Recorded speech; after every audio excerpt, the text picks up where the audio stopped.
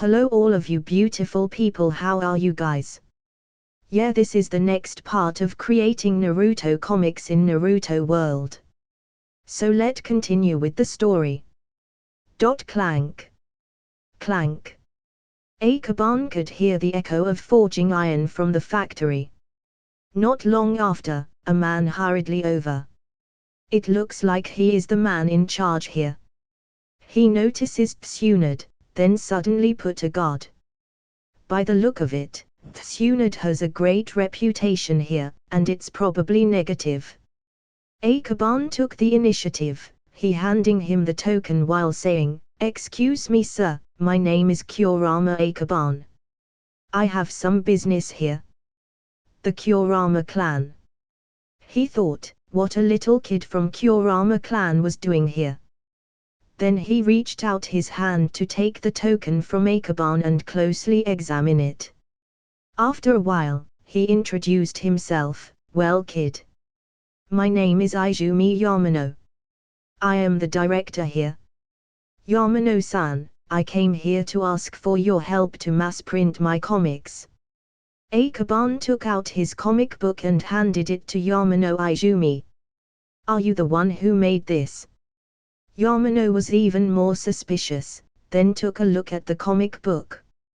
Different from the rough hand-painted version before, this fixed version has more delicate touch here and there, which can be said to be Akaban's best works. At first glance, he's surprisingly in awe of the work. "What were you called it again?" "A comic book." He found it incredible and different from any other book. It has drawn pages with a bubble text narrating the story from the character's perspective. "Hey, Uncle Yamano, you heard right, this is called comic." Tsunade reached out and clarified. "Comic." Yamano turned the first page to look at the next one. Time has passed for a few minutes. He didn't realize he read it too long. Then he closed the comic book with excitement and regret. Yamano Izumi is just an ordinary blacksmith who is proficient in iron forging. But after reading Akaban's comic, he suddenly remembers his childhood dream to become a Hokage. "Ah, I remember when I was a kid like you, I used to play acting like a ninja, such a nostalgic. It's a shame that I can't qualify to become one." Yamano looked upset and sighed. Akaban smiled lightly and secretly called up the system interface. "System. Point increase by 1. It's up by 1 point. In other words, even ordinary people will give points from reading it." Akaban thought excitedly. Although Yamano gave 1 point even after reading a few pages, the point is still a point. Imagine if 100 people read it at once. Such a shame. I'm sorry. So, Kurama-san, is this the comic you want to print?" Yamano asked. Akaban could saw his eyes teary. "Yes, but not just this one, I'll publish my volume from time to time, so I would like to make a cooperative agreement with you Yamano-san," Akaban said seriously. He knows that it must be weird such a request was made from a mere child, and it is true that he has nothing to offer as an assurance. He can only try to convince Yamano with his works. If Yamano hadn't read the comic before, maybe he would sneer, but now he has to think deeply about the agreement that Akaban mentioned. "What benefits from a comic could bring me?" Yamano was very clear that the market for selling comics is narrow, and the benefits are slim, but after reading the comic, he feels that he just read a masterpiece and can imagine what everyone is going to do just to get a copy. This book could be a breakthrough.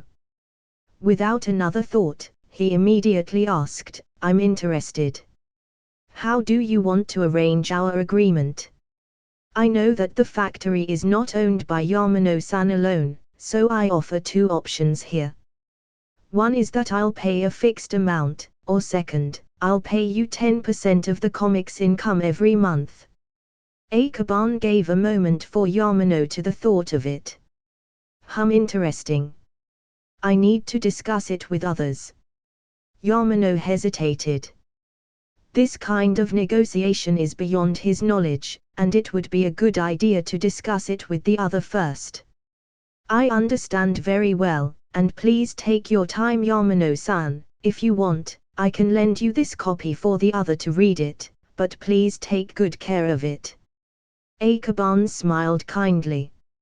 Yamano nodded and took the comic book. This matter is about printing a book, so he most likely will be asked the opinion from someone in charge of the printing division. Tsunade has been listened from the start and didn't say a word. She might felt a bit awe on how Akaban managed to handle a business matter with an older person smoothly. After Yamano left, she asked, "Why don't you just straightly decided the remuneration?" Of course, the fixed amount will make me take advantage of it, but I don't know how popular my comic store might become. After all, I'm just a kid who wants to open a comic store. Akaban explained humbly. He didn't finish, but he believed Tsunade could understand the meaning of it. Sure enough, Tsunade pondered for a few moments, and then quickly said, "I understand, but I never knew that you're this well prepared." Akaban wants to finish his negotiation right here right now, so he planned out two options at the beginning: let these people understand his value, otherwise, his comic would be underestimated. Now that these are all laid out, even if he gets into trouble with the printing, it's their representative that comes to him in person, not a group of angry workers. After a while, Yamano came back, brought someone with him, who seemed to be the person in charge and workers from the printing division. "Yamano-san, is there a problem?" Akaban was shocked a little. He didn't expect that he would deal with this many people. Yamano looked behind him with some embarrassment and said, "This man is Noda Ishio, he is the chief from the printing division, and these men are his worker." "Hello Kurama-san, I am very grateful for giving us this opportunity. But unfortunately, we couldn't agree with your options. Can we negotiate it again?" Noda Ishio was a little bit cautious about his gains and losses. He has read the comics and knows the value better, otherwise, he won't be so excited, and the workers behind him should also understand. "Of course, let's make another negotiation, for there will be less trouble in the future," Akaban said inwardly. After negotiating a while, they both agreed to the same terms. 6. For there will be a stable salary and loyalty on every month from the selling income. With this way, we agreed that I could pay you the salary and share some of my profit. The specific numbers can be discussed in detail later. Akaban explained the terms. "Great, thank you for your generosity." Noda Ishio kept bowing. He looked very excited. At the same time, the worker was suddenly noisy. "Great, we have a business. I can finally buy my kids new clothes. I can't thank you enough, Kurama-san." "Thank you." Although Akaban was still young, he just got the respect from the worker and Noda Ishio himself. The respect is mutual. He felt much better, knowing that his deal would help other people that he never think of. Akaban was satisfied, but also a little surprised.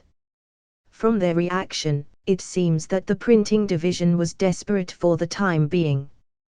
This agreement could help them more than Akaban thought.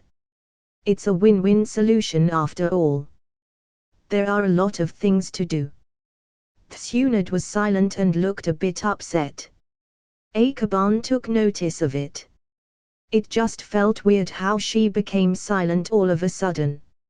Akaban couldn't hold it anymore and glanced back at her and asked, "What happened to my sassy friend?" Annoying." Tsunade came back to her normal self, then sighed softly. The way Akaban handled things from the factory before was just like how her grandpa and father acted. She was bothered by some thought and suddenly asked, Akaba, have you ever dreamed of becoming a Hokage one day? Hokage? I've never thought about that, but I know that becoming Hokage is a tiring task, especially for someone weak like me. All I want is a peaceful life while I run my comic store. The way Akaban explained his dream was not a child that could be understood, especially Tsuna. With how chaotic the world currently is, he didn't know if his dream would be fulfilled. Ha ha ha, you sounded just like an old man, but I can imagine such a dream coming from you. The tender and cheerful laughter resounded through the woods. Akaban felt a bit embarrassed. At this time, Tsunade's younger brother had not been born yet, and she hasn't known the tragedy that she has to suffer from. But Akaban knew it well. He could only enjoy her laugh for now. Akaban slightly smiled a little. When we go back, where should we go next? Tsunade regains her good mood, she immediately becomes chatty again. This is enough for me today. This past 2 days, I haven't taken a good rest, and I still need to redraw other posters that you just took from me before. Akaban refused with a hint of annoyance. When they left, the factory had started printing his comics. Once he came back home, he could finish his decoration sketch and headed straight to the preparation. What? Akaban became a hard worker. She said that with a teasing tone. Yeah, whatever. Akaban sighed helplessly. His comic store needs to sell not only the comic book but also various posters and merchandise, so he must work harder than before. He was lucky enough to be reborn again in Naruto's world. This one-time opportunity must not be wasted. Well, I can see you're tired. We should go back to your home now and let your clone help you work. Ah yeah. Your rig, wait, we. Tsunade tried to smile as cute as possible while looking at Akaban's annoyed expression. Akaban took a deep breath and said, Ha. Okay, Your Majesty, we'll do it your way. Akaban has grown an immunity from Tsunade's presence. After all, he didn't intend to be lazy anyway because there are a lot of things to do. Both of them walked slowly towards his house. As soon as they went back, Akaban immediately took his tools and left again in a hurry. They planned to work in the woods near his house. If it wasn't for Tsunade, he wouldn't go to the woods at all. The reason was that Tsunade still felt embarrassed from her last night's visit. It took a few minutes to arrive at the place from his house, although not physically. He was already exhausted from walking back and forth from different places. Of course he wants to complain, but he knows it's impossible with Tsuna on his side, who will beat him to pulp if he utter a word. After they arrived, Akaban created a clone, then both of them started working together. He drew large posters, but not all the paintings are from Naruto. Akaban also drew posters from other comics, such as One Piece, Bleach, and any other that he could remember. Tsunade was supervising him at first but noticed that he was really into his drawing, so she decided to practice on a grassland a bit further from him. Akaban spent the whole morning drawing. However, his big posters took him a long time to finish. By the time his mother came to deliver his lunch, Akaban only managed to complete 2 posters. As for Tsunade, she hasn't come back until noon. During the afternoon, both of them are still busy with their things. Until the evening, he took notice of a familiar figure. On the roadside chair, there was Jiraiya deeply thinking about something. It must be something important because he looked somewhat depressed. Oi! Jiraiya-kun! What are you doing there alone? Akaban asked curiously. Hearing his friendly voice, Jiraiya immediately stood up and said, Akaba-kun. You finally come back. Then he ran towards Akaban excitedly. You've been waiting for me. Akaban put his pen down and stopped drawing. Then he looked at Jiraiya suspiciously. Later, he found that Jiraiya was holding 2 pieces of crumpled paper in his hands. I tried to draw some pages but only managed to finish 2. Do you mind taking a look? Jiraiya showed Akaban his drawing, looking timidly. Your drawing? Akaban was shocked for a while, then replied. It seems that you want to follow my path to become a cartoonist. Jiraiya would be a great author in the future, but to make good comics needs more than a good story. Akaban took a look, and suddenly felt shocked. He breathed deeply, then slowly continued to read it. What do you think of it? Jiraiya curiously asked. Jiraiya, have you shown this to Tsunade? Jiraiya confidently said. Yep. Speaking of Tsunade, Jiraiya could not help but sigh. She hit you, didn't she? Yep. Jiraiya, the story that you told in these pages was indeed good, even I want to know what happens next.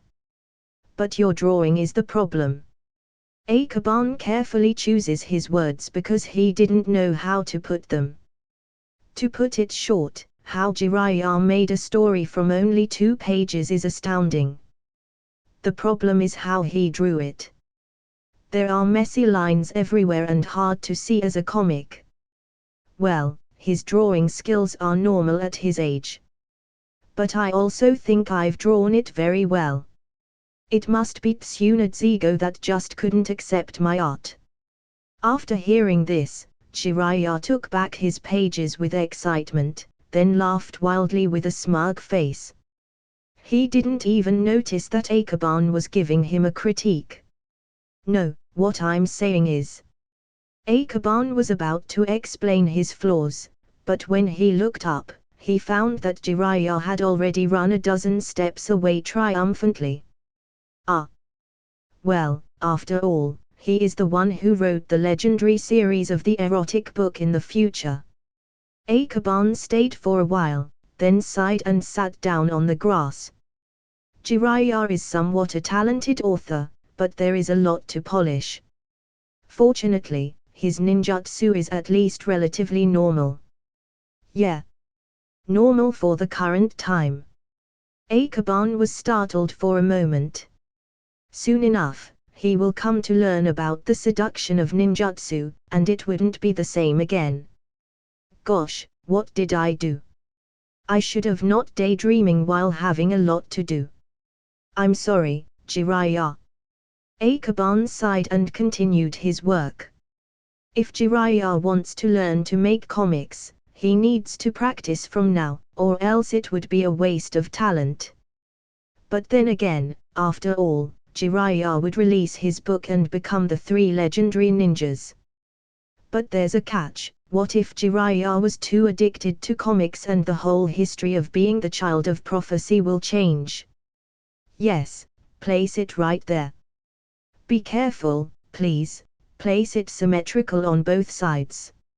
Akaban was busy ordering his workers to decorate his store. It looks like your hands are full. How long will it take to finish? Just when Akaban was busily ordering, a voice came from above him. He looked up and saw Tsunade in her training uniform standing on the ceiling. I'm occupied right now. Akaban swept his temples. Akaban has been renovating his store for a few days now. He had to use shadow clone jutsu at least 3 times a day to reduce the workload. For these past 2 days, he had used more than 100 points to increase his chakra by 1 point and his physique by 5 points. I'm here to see your progress. Ah, by the way, has Jiraiya visited you recently? Tsunade's disdainful expression was somewhat worried.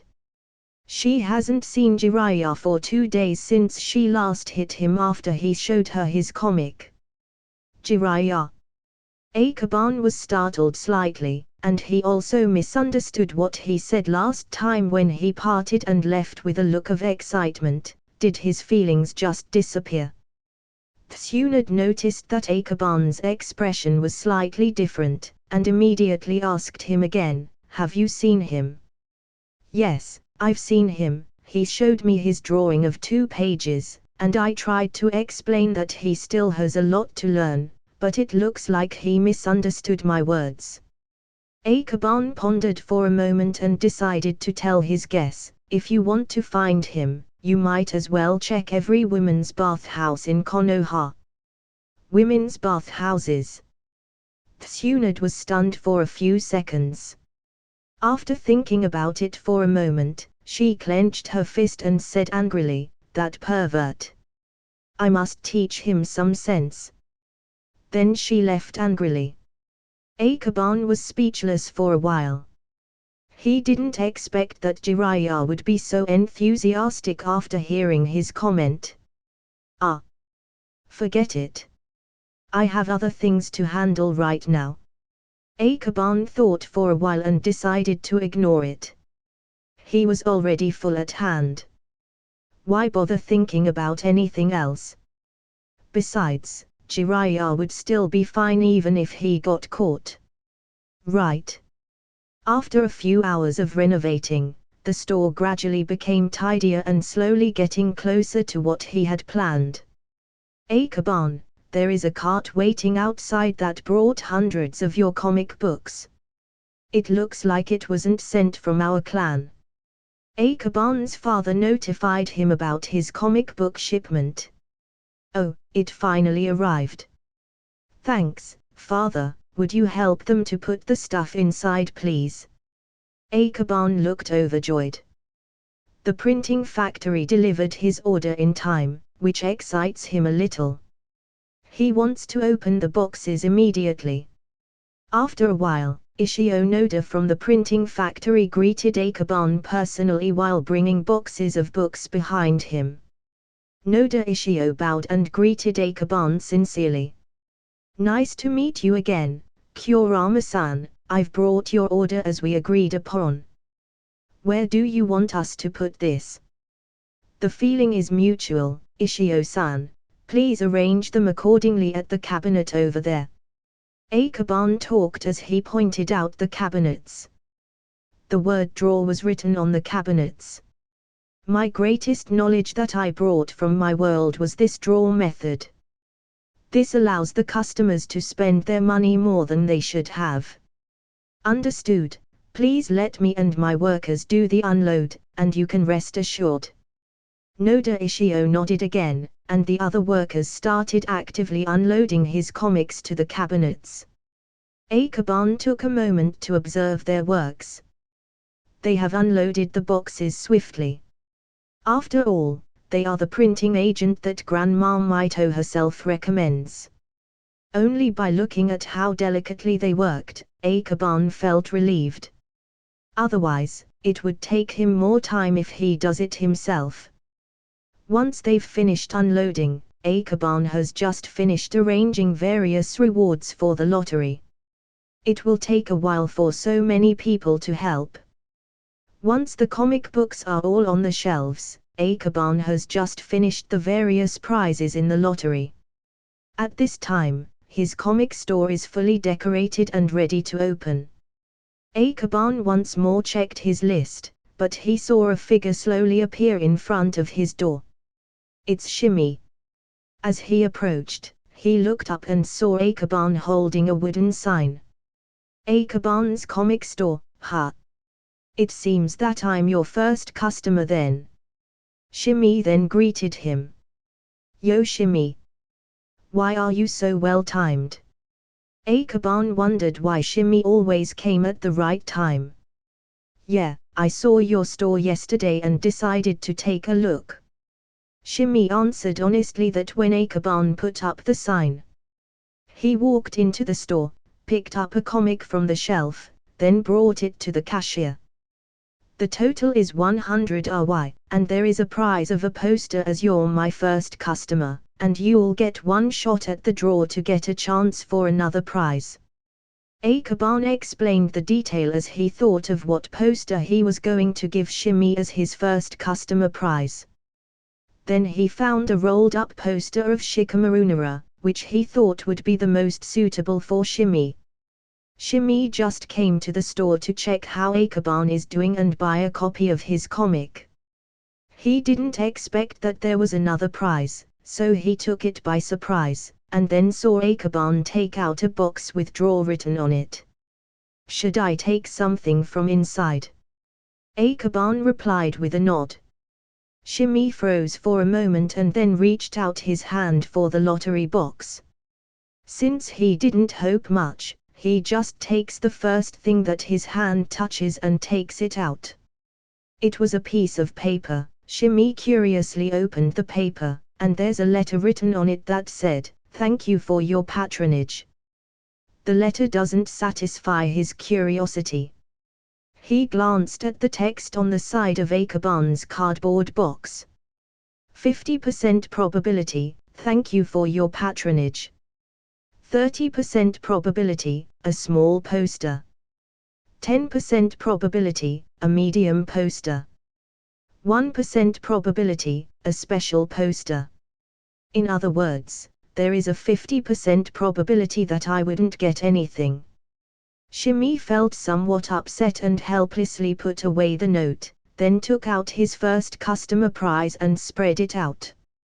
It was a young boy with dreadlocks and a lazy face, and his appearance somehow resembled him. "Who is this?" Shimi was a little surprised. "This looks like someone from my clan, but I never knew him."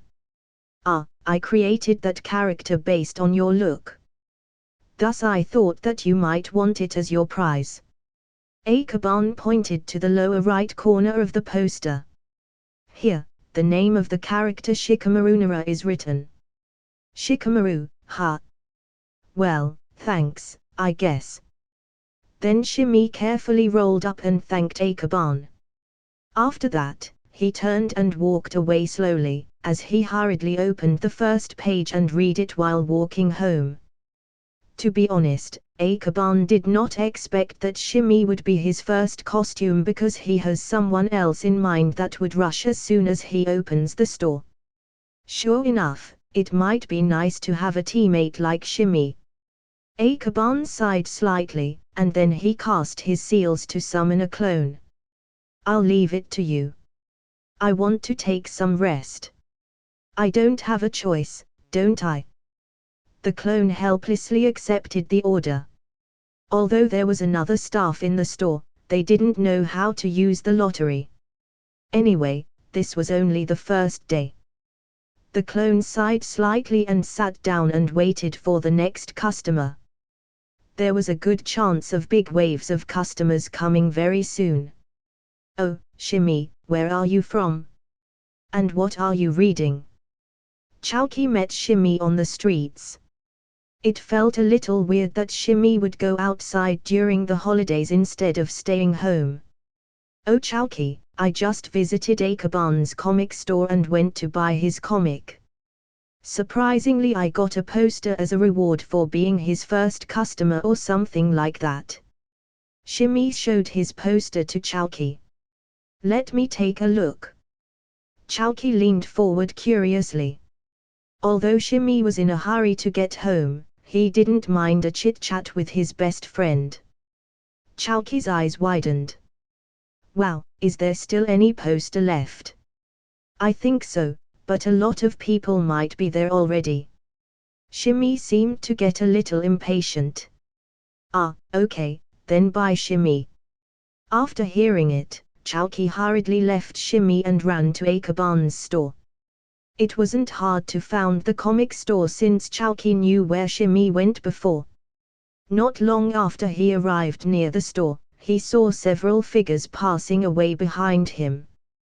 "That's Sakumo. And Orochimaru too." Chalky became anxious and immediately quickened his pace. However, if it's about speed, Chalky has a disadvantage over his classmates, and he can only see both of them disappear out of his sight. Is this buying comics or competitions? Why are there so many people? He thought. On the street, he saw another classmate run in the same direction.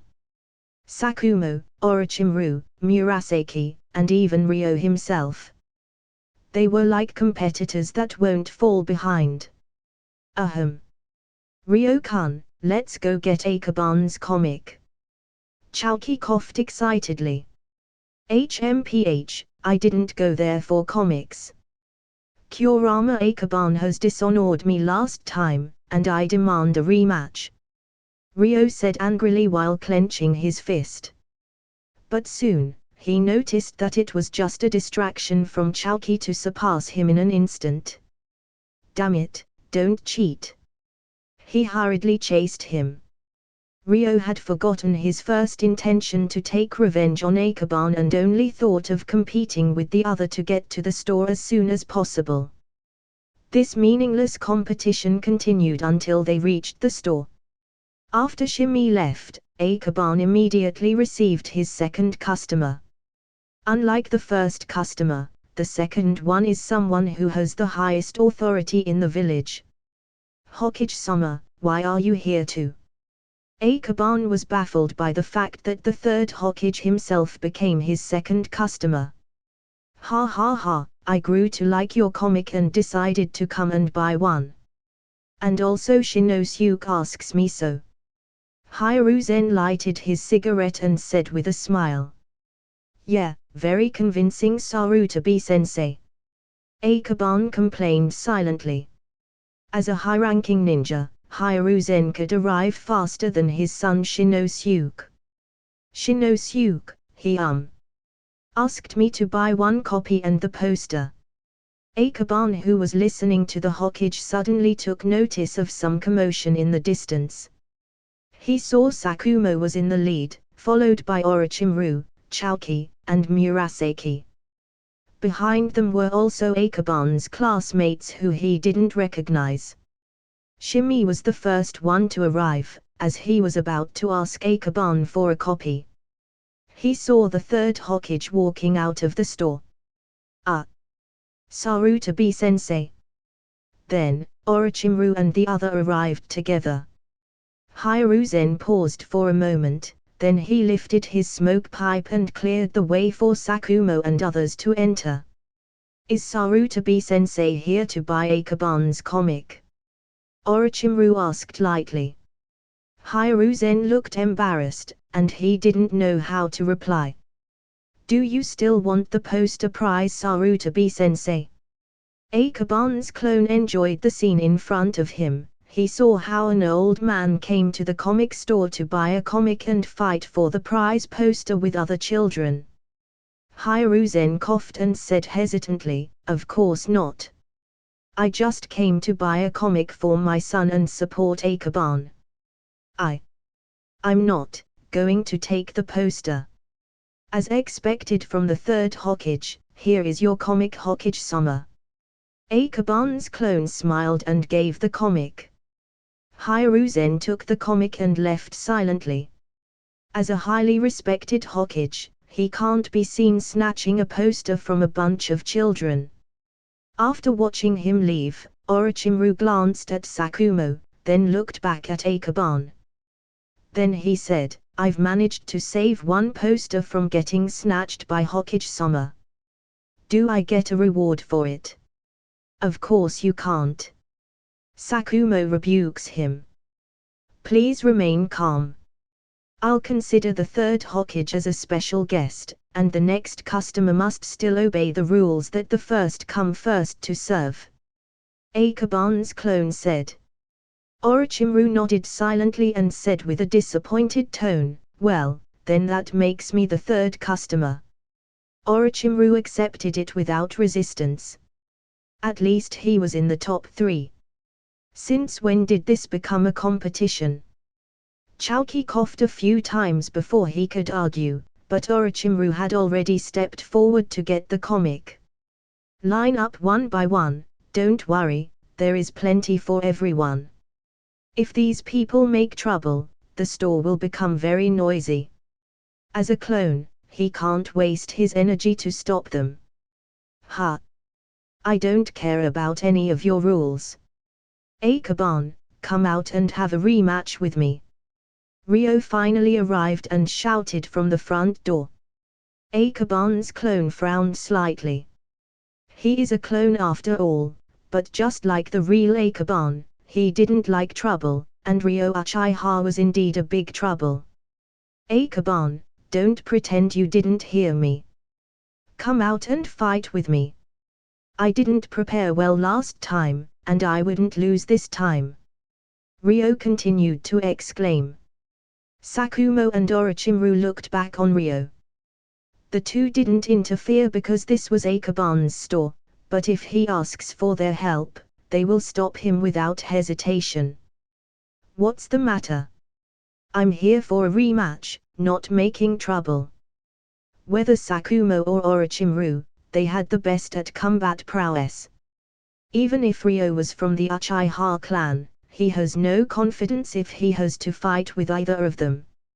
I don't mind the rematch, but since you've already here, why don't you buy my comic first? I'll treat you the same as the other customer. Akaban's clone pointed to the comic shelf. What?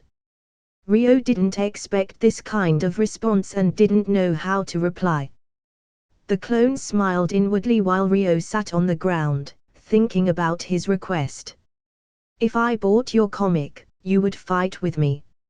Ryo looked fierce and murderous. Yep. The clone nodded lightly. Anyway, he was only a clone, and when the time comes, Akaban himself will have to deal with Ryo. At this time, Orochimaru and Sakumo had picked their comic and asked for the prize poster. Since you both are the top first three, you will get a free medium-size poster. Wait, let me see. The clone chose what poster was suitable for the duo, then finally gave Sakumo and Orochimaru their prize poster. Sakumo excitedly took it over. He had been waiting for it from the first he heard about the prize and rushed as soon as he knew that Akaban's store had opened. Come. Open it now. Murasaki ranked 5th, and when he saw Sakumo get the poster, he immediately asked him to show it. Sakumo planned to open it at home, but since the store has hyped up for a few days now, everyone wants to take a look at everyone's prize. Ryo looked disdainful, but he couldn't help to also look curiously. The poster portrayed a masked man leaned against a big tree while reading a book called Icha Icha Paradise. On the lower right, there was his name. Kakashi Hatake. This is awesome! Exclaimed all the children who saw the colored pictures of Kakashi. Orochimaru, let us see yours. Chouki looked at Orochimaru expectantly, but what he got was, nope, I'll go back and open it alone. Orochimaru kept the poster unopened and shook his head. Hearing this, everyone was disappointed, including Ryo, who couldn't help but felt disappointed too. Orochimaru wasn't affected by their curiosity. He knew how to endure his urge to open it. Although the others were upset, they couldn't force him. Akaban's clone smiled faintly and tried to lighten up the mood. The first 100 customers got a chance to win another prize at the lottery. Lottery. Orochimaru saw the text on the box and understood it quickly. I wish you good luck.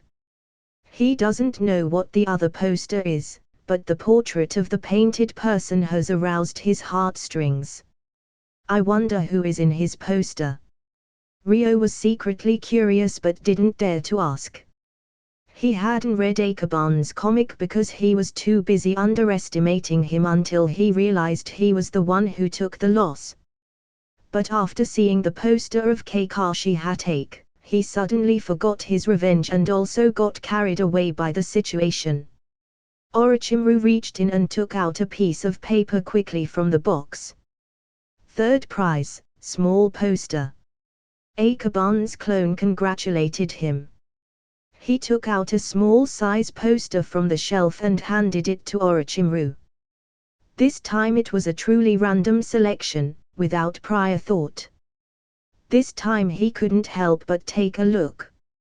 Rolling down the poster, Orochimaru saw a fairly handsome male. He had jet black hair and red blood eyes. He wears a symbol of a red fan with a white handle. Orochimaru searched for his name. Itakai Uchiha. The clone glanced at it and looked confused. Among many other posters, Orochimaru got him by pure chance. What happened? Orochimaru found that Akaban's face was a bit strange, and thought there was something wrong with this poster, so he took the drawing of Uchiha Itakai and looked at it carefully, but couldn't see why. Nothing, this is a picture of Itakai Uchiha. Itakai Uchiha. The name grabs Ryo's attention, but he tries so hard not to get noticed. Otherwise, they would think that he took an interest in comics. Well, I like it a lot, thank you.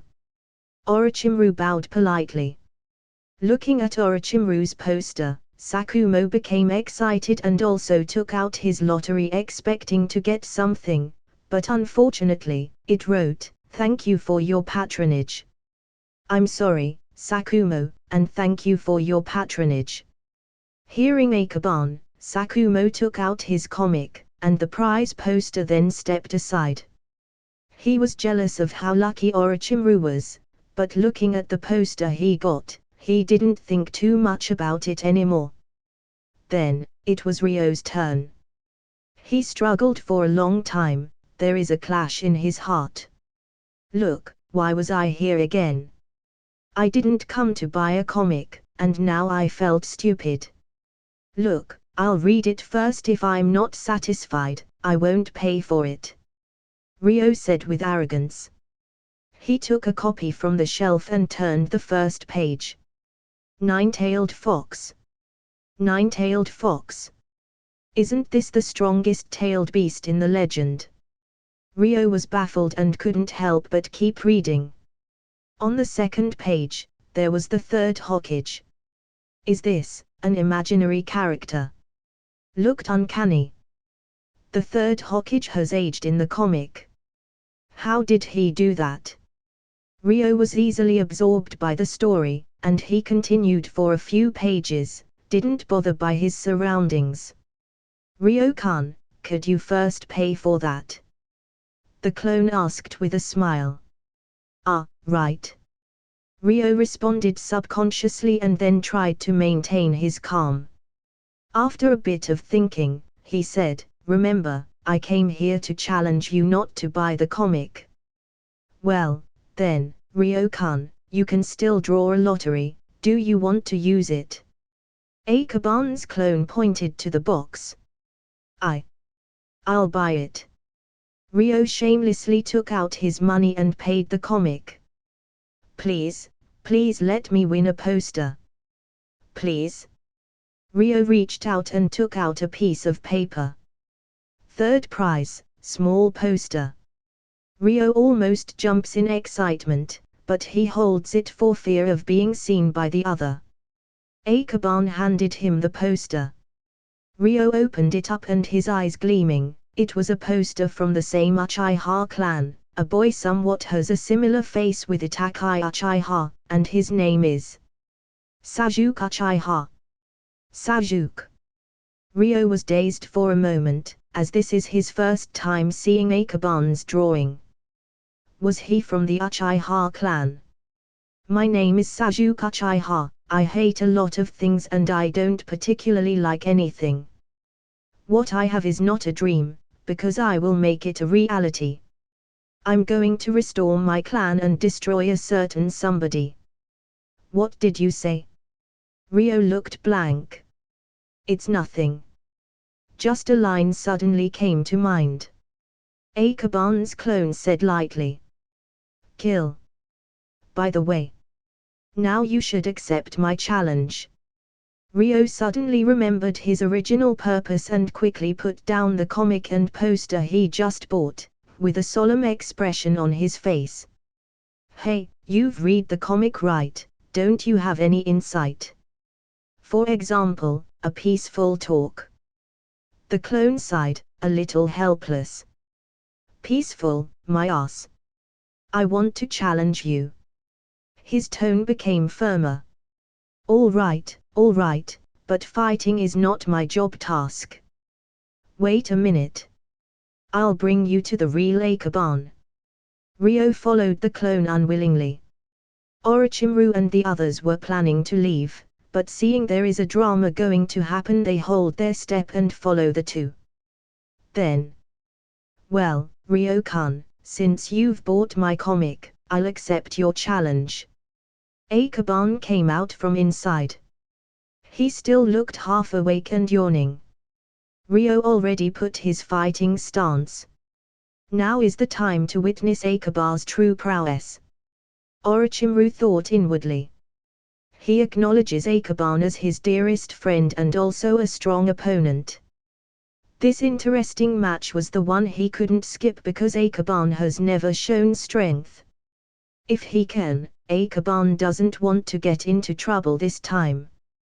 He just finished opening his store and hasn't had a good sleep the past few days. That damn clone, why did he allow this kid to cause trouble? Akaban glanced at the clone and sighed inwardly. After being humiliated in front of everyone from their last battle, Ryo took a cautious approach. He wouldn't let Akaban take advantage of him this time. Let's start. As soon as Akaban said it, Ryo threw his kunai swiftly. Gotcha.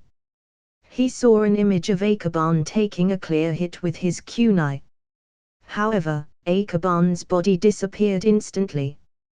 What? Uchiha Ryo was baffled and watched the surroundings closely. Behind. He noticed Akaban's position, quickly turned around.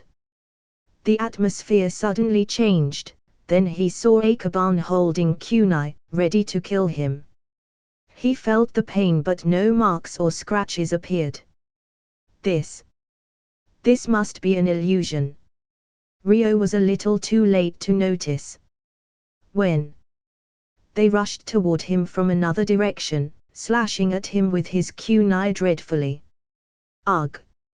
Feeling the touch of death slicing through his throat, followed by fear, pain, and agony. He couldn't help but scream. The situation suddenly became silent. He slowly opened his teary eyes, saw Akaban standing in front of him. This is Hell Viewing Jutsu. Ryo's face was pale, and his legs trembled. The genjutsu itself was the three basics of chakra usage that lies on yin release, but since Ryo just found that out, he couldn't cancel it immediately. The Kurama clan, who has these traits as they are a Keki Genkai user, is rare. I lost. Everyone looked surprised. As I said earlier, I don't want to fight.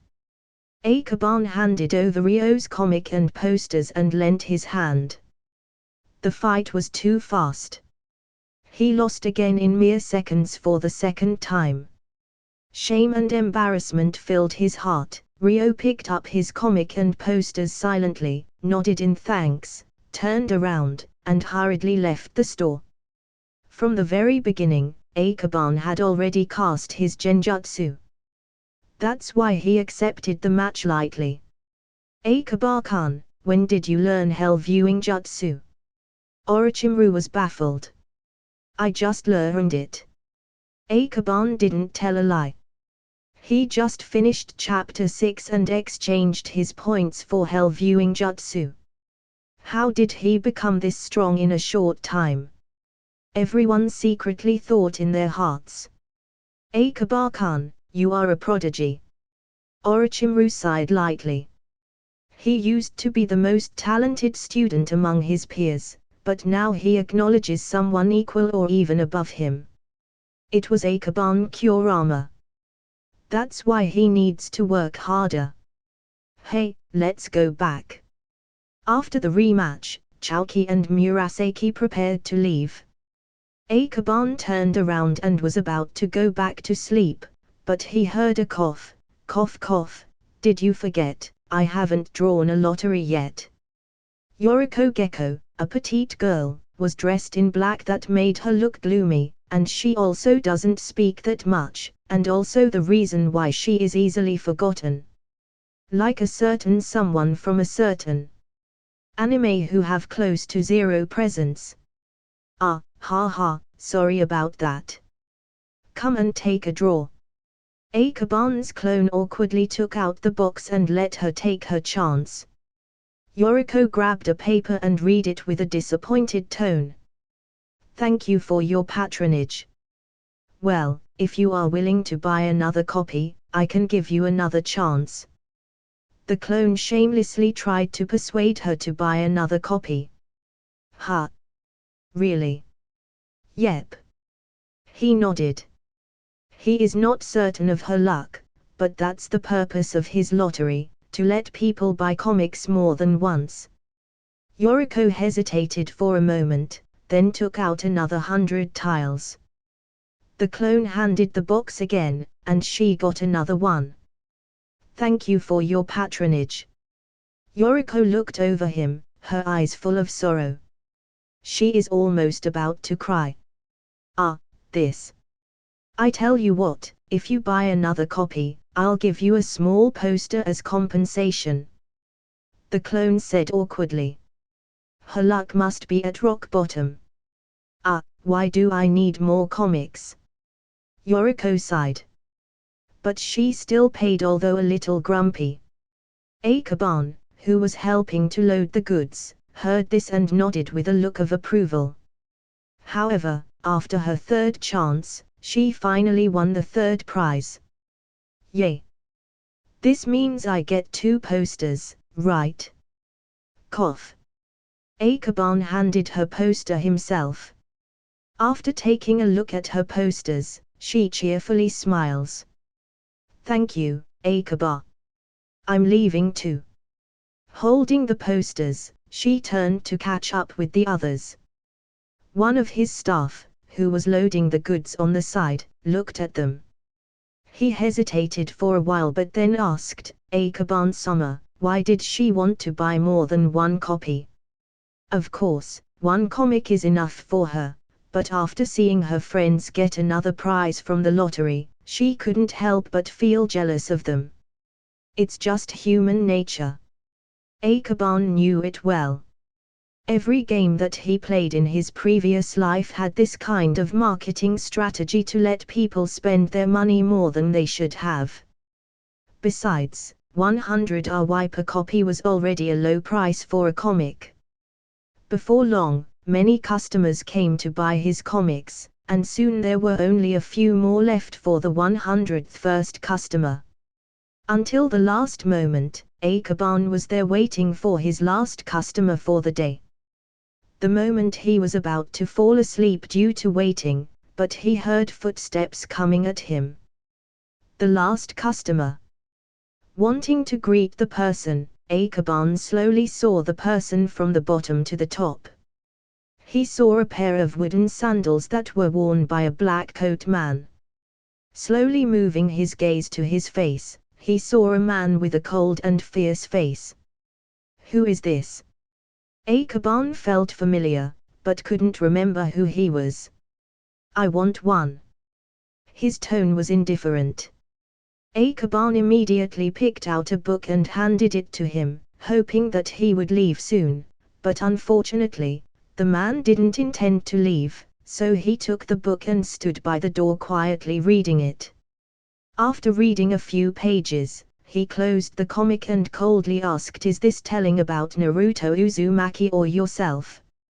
Of course, it is about Naruto Uzumaki, and I am not a Jinchuriki. Akaban answered with a smile. But at the bottom of his heart, he became more and more certain that this man is not a good person. Not really, there is history about the Kurama clan having a monster of their own. He replied aggressively. Akaban suddenly felt a terrifying chakra rushing toward him, making him unable to move. Is this a murderous intent? My clan having a monster? Yes, I'm aware that you knew about it. The man's eyes became firmer. Looking at you, and knowing that you're not a hard-working person, why did you spend your time on such a useless thing as drawing a comic? How can it be useless? This is a form of culture, and moreover, Akaban finally understood the identity of the man whom he talked to and dared not to open his mouth again. You need a strong physique and mind to control your chakra, Akaban Kurama. Why are you slacking like this? He sharpened his eyes and scolded Akaban. At this current time, there is only one person on Konoha who was this stiff and blood-curdling, the founder and the leader of Roots and notorious as the darkness of the Shinobi. Danza Shimura. Of course. At this period, Danza hasn't gained such a reputation as the darkness of the Shinobi. But his characters were always the same, cold and stiff. To be honest, I just have a passion for drawing and storytelling. If you want to make a scene, I already wasted my stamina on the previous one. Knowing that he was talking to Danza, he could uncover any layer of his heart, so it was better to just tell the truth. You are smarter than I thought. Danza nodded approvingly. Then, he dropped 100 RY, took the comics, and left the store. Danza did not reveal his identity, nor did he say everything, but he seemed certain that Akaban would notice to whom he talked to. Ha! Not that I have genius friends now, I have a genius mentor. I just want to live at ease. Akaban lamented in his heart. Now that he had seen Danza in person, he must agree that the rumor was precise, and the name of the darkness of the Shinobi for him was well deserved. But Danza didn't come for his comic. He just wants to see his new student. Forget it, take one step at a time. You want to do something to me, don't blame me if I take it personally. Akaban said secretly. His idea is very simple. Just for the sake of having a peaceful life, whoever tried to cause him trouble, he'll take it seriously. That comic would be the 100th sale today, Tsunade. I'm afraid you won't be able to get your prize. Akaban glanced at the lottery box. Ah, but yeah. I forgot I promised her one extra lottery. There was only one lottery left, which was specially left for Tsunade. This would only mean cheating. But after all, she wouldn't care. However, the longer Tsunade left, the more worried he was for Jiraiya. If he did according to what he guessed, Akaban must soon visit him at the hospital. Poor Jiraiya. As Akaban was about to sigh, suddenly, there was a figure in green clothes leaping down from above. Gioa. Tsunade jumped in front of Akaban and almost gave him a little heart attack. Judging from the bloodstains on the corners of her clothes, Jiraiya must have been sent to the emergency room. Akaban didn't dare to ask the details, but smiled slightly and said, "Rest assured. I left one for you. It's your turn to draw." Really? Yep, you happened to be the 100th, because the last person didn't take his lottery. And there indeed was one last lottery. When she took her lottery aggressively, Akaban almost dropped the box. At first glance, she couldn't help exclaiming, "Only one last poster left." But when she saw the prize, "Wow, you are really lucky. Congratulations on your first prize." In an exaggerated tone, Akaban gave her his biggest poster that was stored on a paper tube looking fancy. Whoa! She just stared at the rolled-up poster for a while. Just by looking at the size of it, she knew that the poster was special. She spread it out, and her eyes were gleaming in excitement. This is. The poster was huge. She spread it out all over the tabletop. It was a gigantic 1,000 hands of the wooden statue, covering almost all the poster portion. It looks even more terrifying against the mountains. Underneath the statue stands the god of Shinobi proudly. Hashirama Senju. The title, Sage Art, would release, True 1,000 Hands. I heard that the first Hokage had this jutsu as his distinctive features, so according to my research, I drew this. I hope you like it. Akaban certainly was a fan of Hashirama Senju. It showed how he delicately drew the poster. Tsunade retracted her poster with excitement. Akaban-kun, thank you, this means a lot to me. It's just your lucky day today. This is your comic book. Akaban gave her the comic. Tsunade took it but remains speechless. The poster was made only for her, so the lottery was just Akaban's idea to hide his purpose. After all, Tsunade was his first fan and was the one who accompanied him from time to time. Thus it just felt right to give her something like gratitude. She held the poster and remained silent long enough for Akaban to feel a bit awkward. Since childhood, Hashirama Senju has been her favorite ninja and a beloved grandfather. Tsunade thought that her grandpa would always stand tall on the ninja world.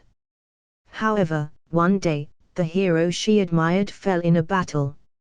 Since I was a child, I haven't seen my grandpa on the battlefield, so I don't know if his ninjutsu would look like this, but I'll ask Grandma Mito.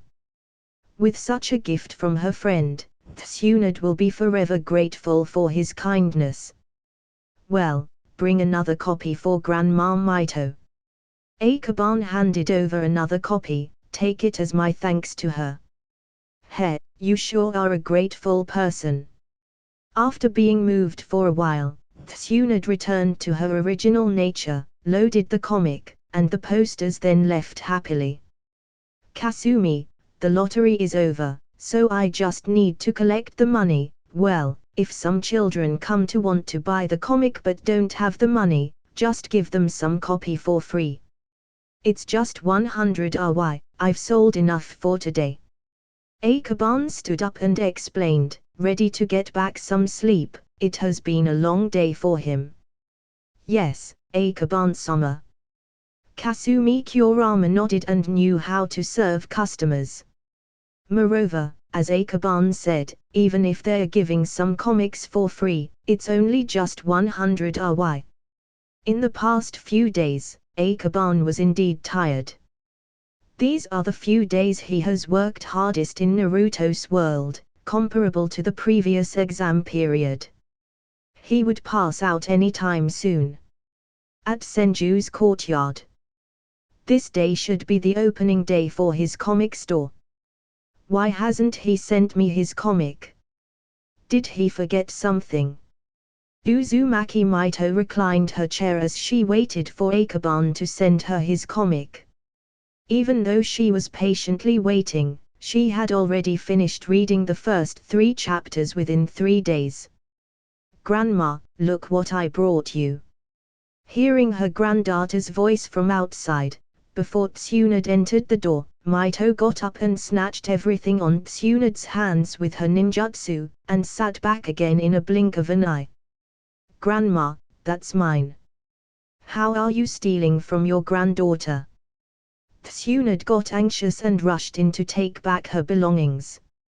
They both shamelessly fight for the comic and poster. Tsunade. Grandma just wants to take a peek. Woo woo woo woo. Tsunade wanted to talk, but she was hit by Mito's sealing jutsu, and she couldn't talk properly or use her chakra.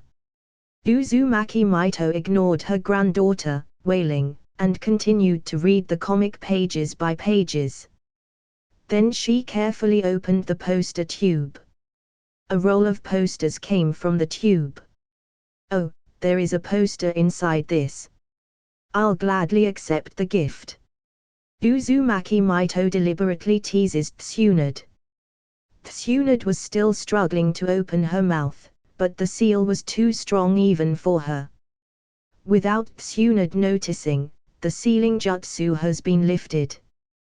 But when she witnesses her grandma looking at the poster with appreciation, she no longer wants to vent her anger.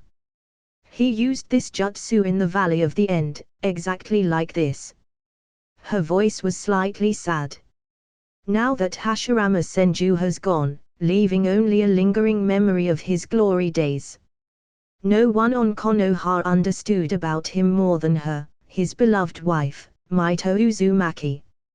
And she knew that his jutsu, the wood-release jutsu, was only possessed by him and no one else. At that time, Grandpa was at his peak of handsomeness. Tsunade said it as she wants to lighten the mood. And Maito couldn't help but giggle. After a moment, she rolled it up and stuffed it back to the tube, then handed it to Tsunade. Please take it. I'm afraid I can't keep it myself. Tsunade took the poster happily. Uzumaki Maito picked up the comic and read it all over again from the beginning. Reading is just a regular thing in her daily life, but for Ikeban's comic, she felt something special about the book. It's different for Tsunade. This is Ikeban's gift. Grab the bell. TSK, it's an old trick, but Ikeban knew this trick.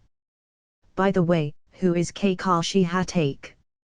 When Uzumaki Maito reached the 4th chapter, she suddenly asked.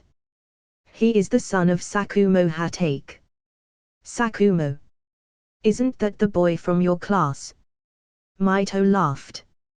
As expected, he used the character's appearance based on his classmates. For her, this comic is just to kill boredom, this kind of fun she rarely experienced after the death of her husband. By the way, I heard that you put a classmate into the hospital today. When Maito saw Naruto being beaten, she suddenly thought of the news just now. Yep, just an idiot friend of mine, who went to the women's bathroom just to do something perverted, so I couldn't help but knock some sense into him. Tsunade clenched her teeth when she started talking about Jiraiya. Of course, she admires how mentally retarded Jiraiya was, but his ninjutsu can't be underestimated. On the Earth-release jutsu, he has well mastered. Tsunade, when Hiruzen Sarutobi was a kid, well, this guy knows how to use his telescope jutsu. Forget it. I don't want to badmouth him since he is now the Hokage. Uzumaki Maito stopped midway. What do you mean? Tsunade couldn't understand at all. It is a pity that Uzumaki Maito has no interest in continuing to explain and concentrates on her comic. The 3rd Hokage. Telescope jutsu. Tsunade didn't quite understand and didn't want to think about it anymore. She packed her things and wanted to read the comic in her room. She carefully took the comic and especially the poster. After all, this was the first gift she received from Ikeban. Ah! What a great sleep I had! Ikeban slept until morning and skipped his dinner. When he got up, he glanced at his system panel. Points, 646. 646 points in one day. Ikeban jumped up from his bed after he saw the points. He could hear his heartbeat so fast. This is only the first day since my comic store opened. But yesterday there was Danza, the 3rd Hokage, and Uzumaki Maito bought it on the same day. The points might gain slower next time. Ikeban carefully planned his points gaining. While wondering, it might be cool to gain 1000 points every day. I might not need to train anymore. But all ninjutsu on the exchange list has been learned. Thus he needs to start working on Chapter 7, which has a lot of ninjutsu used. But since he just got his rest time after the comic store opening and a rematch against Ryo Uchiha, Akaban just wants to slack for the time being and doesn't want to fight anyone. Besides, I am going back to the academy today to get assigned to a new team, so it's impossible to draw Chapter 7 today. Rather than waiting for the next chapter, he exchanged it for stats instead. Successfully exchange. Chakra has increased 12 points. Physique has increased 4 points. Akaban spent all his points at once. Physique, 24. Chakra, 63. Wow. I didn't notice it. My chakra level already surpassed a Chunin that has an average of 50. Akaban got up early, and after eating breakfast, he went out to the academy. On his way to the academy, he met Shimi on the side of the street. "Hello, Shimi." Akaban greeted him, and they both walked together to the academy. As always, Shimi is never late, even on the last day. Shimi glanced at Akaban and asked, "Akaba, have you finished your next chapter?" "Not yet, maybe next week."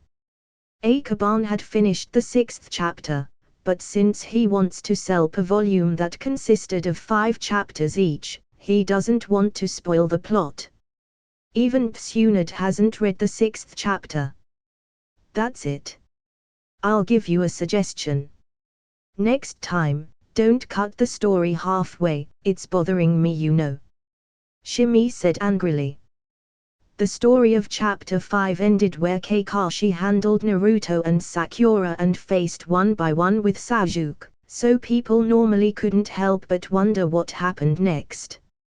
But the reason was to let the reader get excited and made them buy the next volume. It seems that Shimi did not sleep well last night. Akaban whispered secretly, even though he said that he had planned to change it. The two walked slowly towards the academy. When they got to the class, they saw the class had already started, and Arata Sarutabi stood on the podium and looked at them with an angry look. "How dare you come late on the last day?" Akaban was taken aback for a moment and then remembered. Shimi was in a bad mood and had poor sleep quality last night. I'm afraid that he miscalculated the time. "How long are you two want to stand there? Hurry up." On their last day at the academy, Arata didn't want to be harsh, but seeing some students were still late, he couldn't help but sigh. As a ninja, punctuality is very important. Akaban bowed slightly, and then quickly ran to his seat with Tsunade sitting next to him, and Jiraiya also came to class and sat in front of him.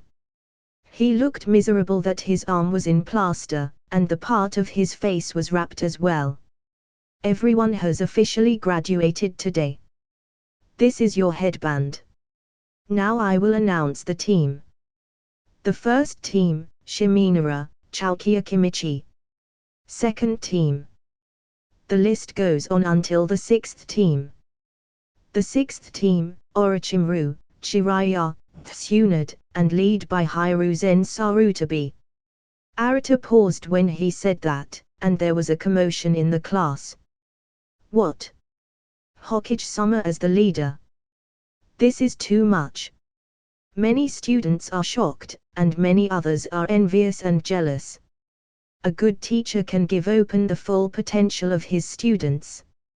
For now, the strongest teacher is undoubtedly Sarutabi Hiruzen. Moreover, he was the current Hokage of Konoha. What an honor it is. Everyone couldn't help but look at Shimi and Akaban. They are also amongst the geniuses in the class, but unfortunately, they didn't get the chance as the third Hokage students. The 7th team, Sakumo Hatake, Murasaki Mitarashi, Akaban Kurama, lead by Danza Shimura. As Arata continued to assign, there was silence in the class. Danza Shimura is another big boss. No wonder they got a genius mentor, but many people looked at Jiraiya with jealousy. Among the 6 people, only Jiraiya was the one that everyone thought didn't deserve his place. Jiraiya, who overheard his classmate talking about him, made him angry and wanted to throw a tantrum. But someone from behind punched him on the head, causing him to cry in pain. Don't act recklessly. Ag, you flat chest, I'll beat you 10,000 times after I become stronger, just you wait. Jiraiya cursed Tsunade with a low voice. All because of Tsunade that he got hospitalized and failed to take a peek at the bathhouse. Akaban knew from Tsunade's prior information that his mentor would be Danza, so it didn't surprise him. Sakumo and Murasaki will soon be his teammates. With a strong ninja team like them wouldn't need him to take the fight hand to hand, and just stay back with his genjutsu. This is not bad at all. Thinking about it, Akaban felt that being a disciple of Shimura Danza wasn't so bad. At least Danza was a ninja with high capability, although he has a dark philosophy for now. When Akaban was paying attention to his teammates, Shimi and Murasaki were also looking at him at the same time. Team 1, follow me. Team 2. Several teams were called by their teacher for a briefing. In a short time, most of the classmates had walked out with their teams, leaving only a few teams left, the 6th and the 7th. Speaking of which, why should I be on the same team as the flat-chest Tsunade? Jiraiya also sighed helplessly. Come on, Jiraiya, do you want to be beaten again? Orochimaru put down the book and stretched. It is normal for Jiraiya to be selected. As far as the ability to get beaten, no one in the class is better than him.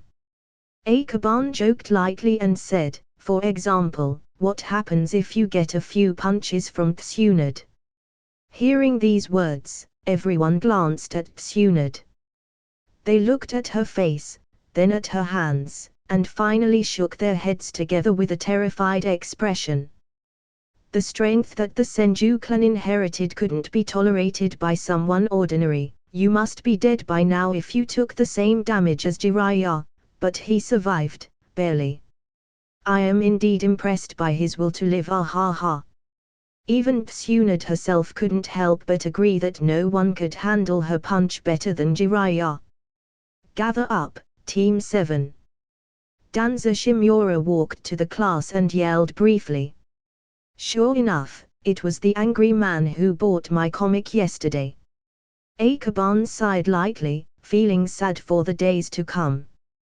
Come, hurry up. Murasaki got up and walked out first. Danza didn't wait for them and he disappeared at the end of the corridor when he got out of the class. Where he could be. Akaban sighed helplessly. This must be our test. We need to pass this test if we want to be in this team. Murasaki said in a deep voice. Let's take a look ahead, there will be clues. Akaban said calmly.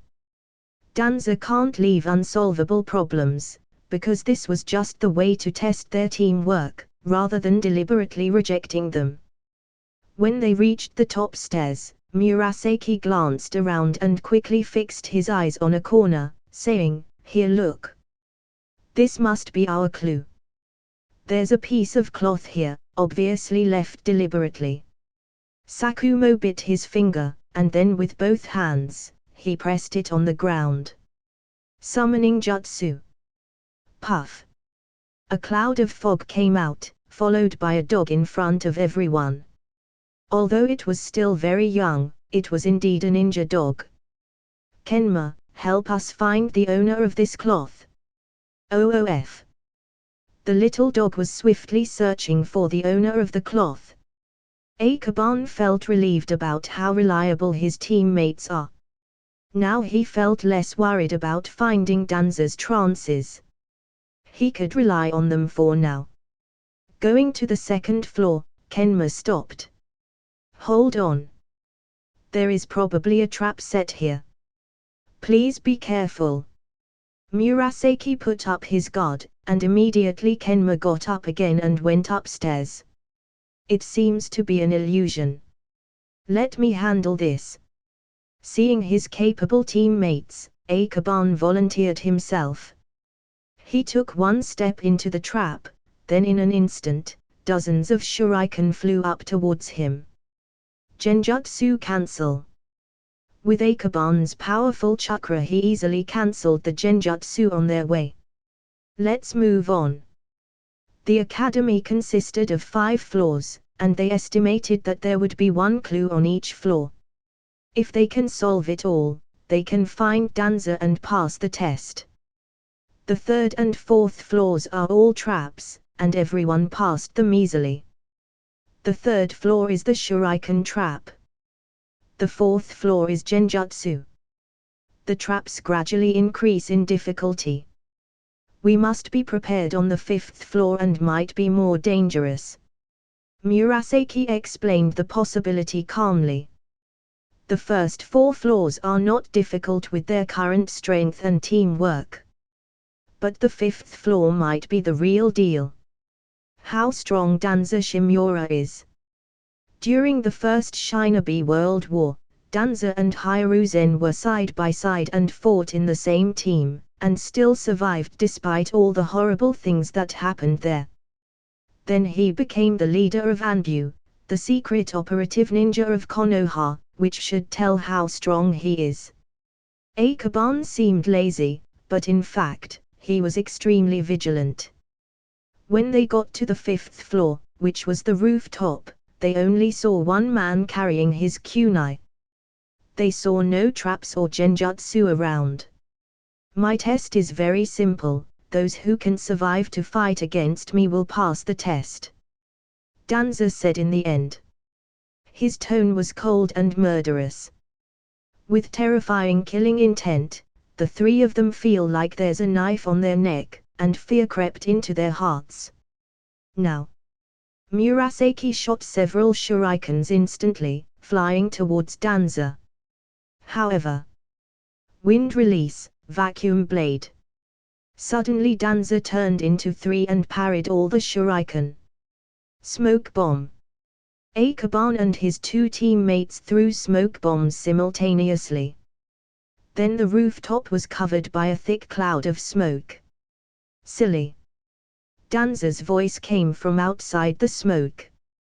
Such smoke may be able to obscure the sight of ordinary ninjas, but for someone like him, such a smoke bomb was too simple and they can't hide from his vision.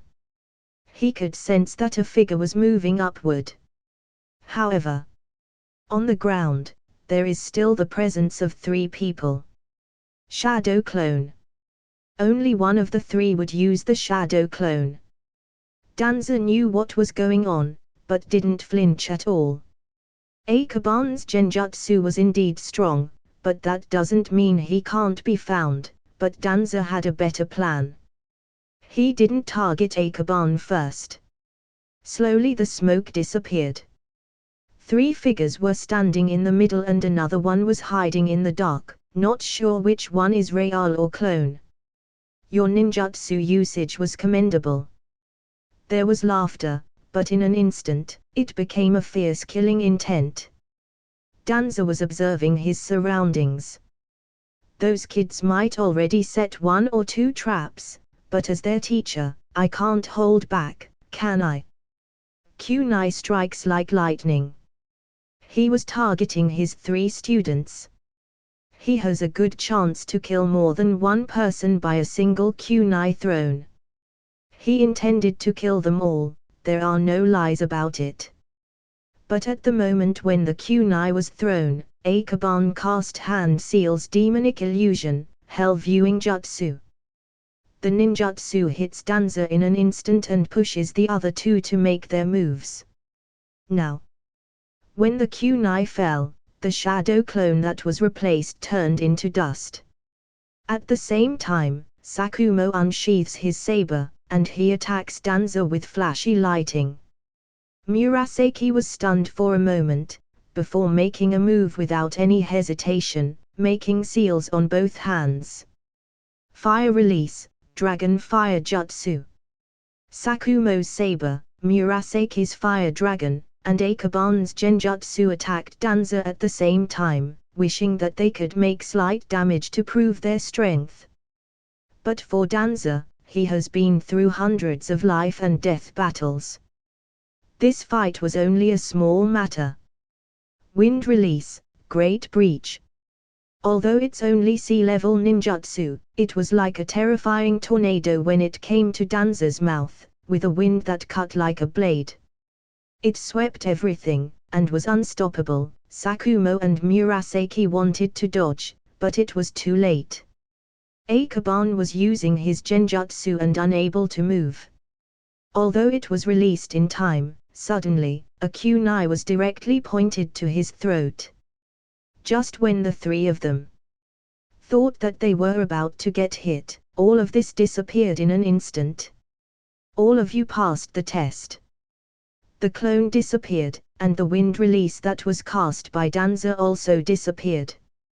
Sakumo and Murasaki stood speechless. Madman. Ikeban's forehead was sweating bullets. At the moment when the kunai was on his throat, he could feel the coldness of the knife and the killing intent on it. Thank you, sensei. Murasaki bowed respectfully to Danza. Ikeban appeared from the dark, standing in a row with his teammates. Just now was my first lesson. Never believe the rules the enemy said because they can overthrow the rules at any time. Danza said lightly. The rules are determined by the upper rank.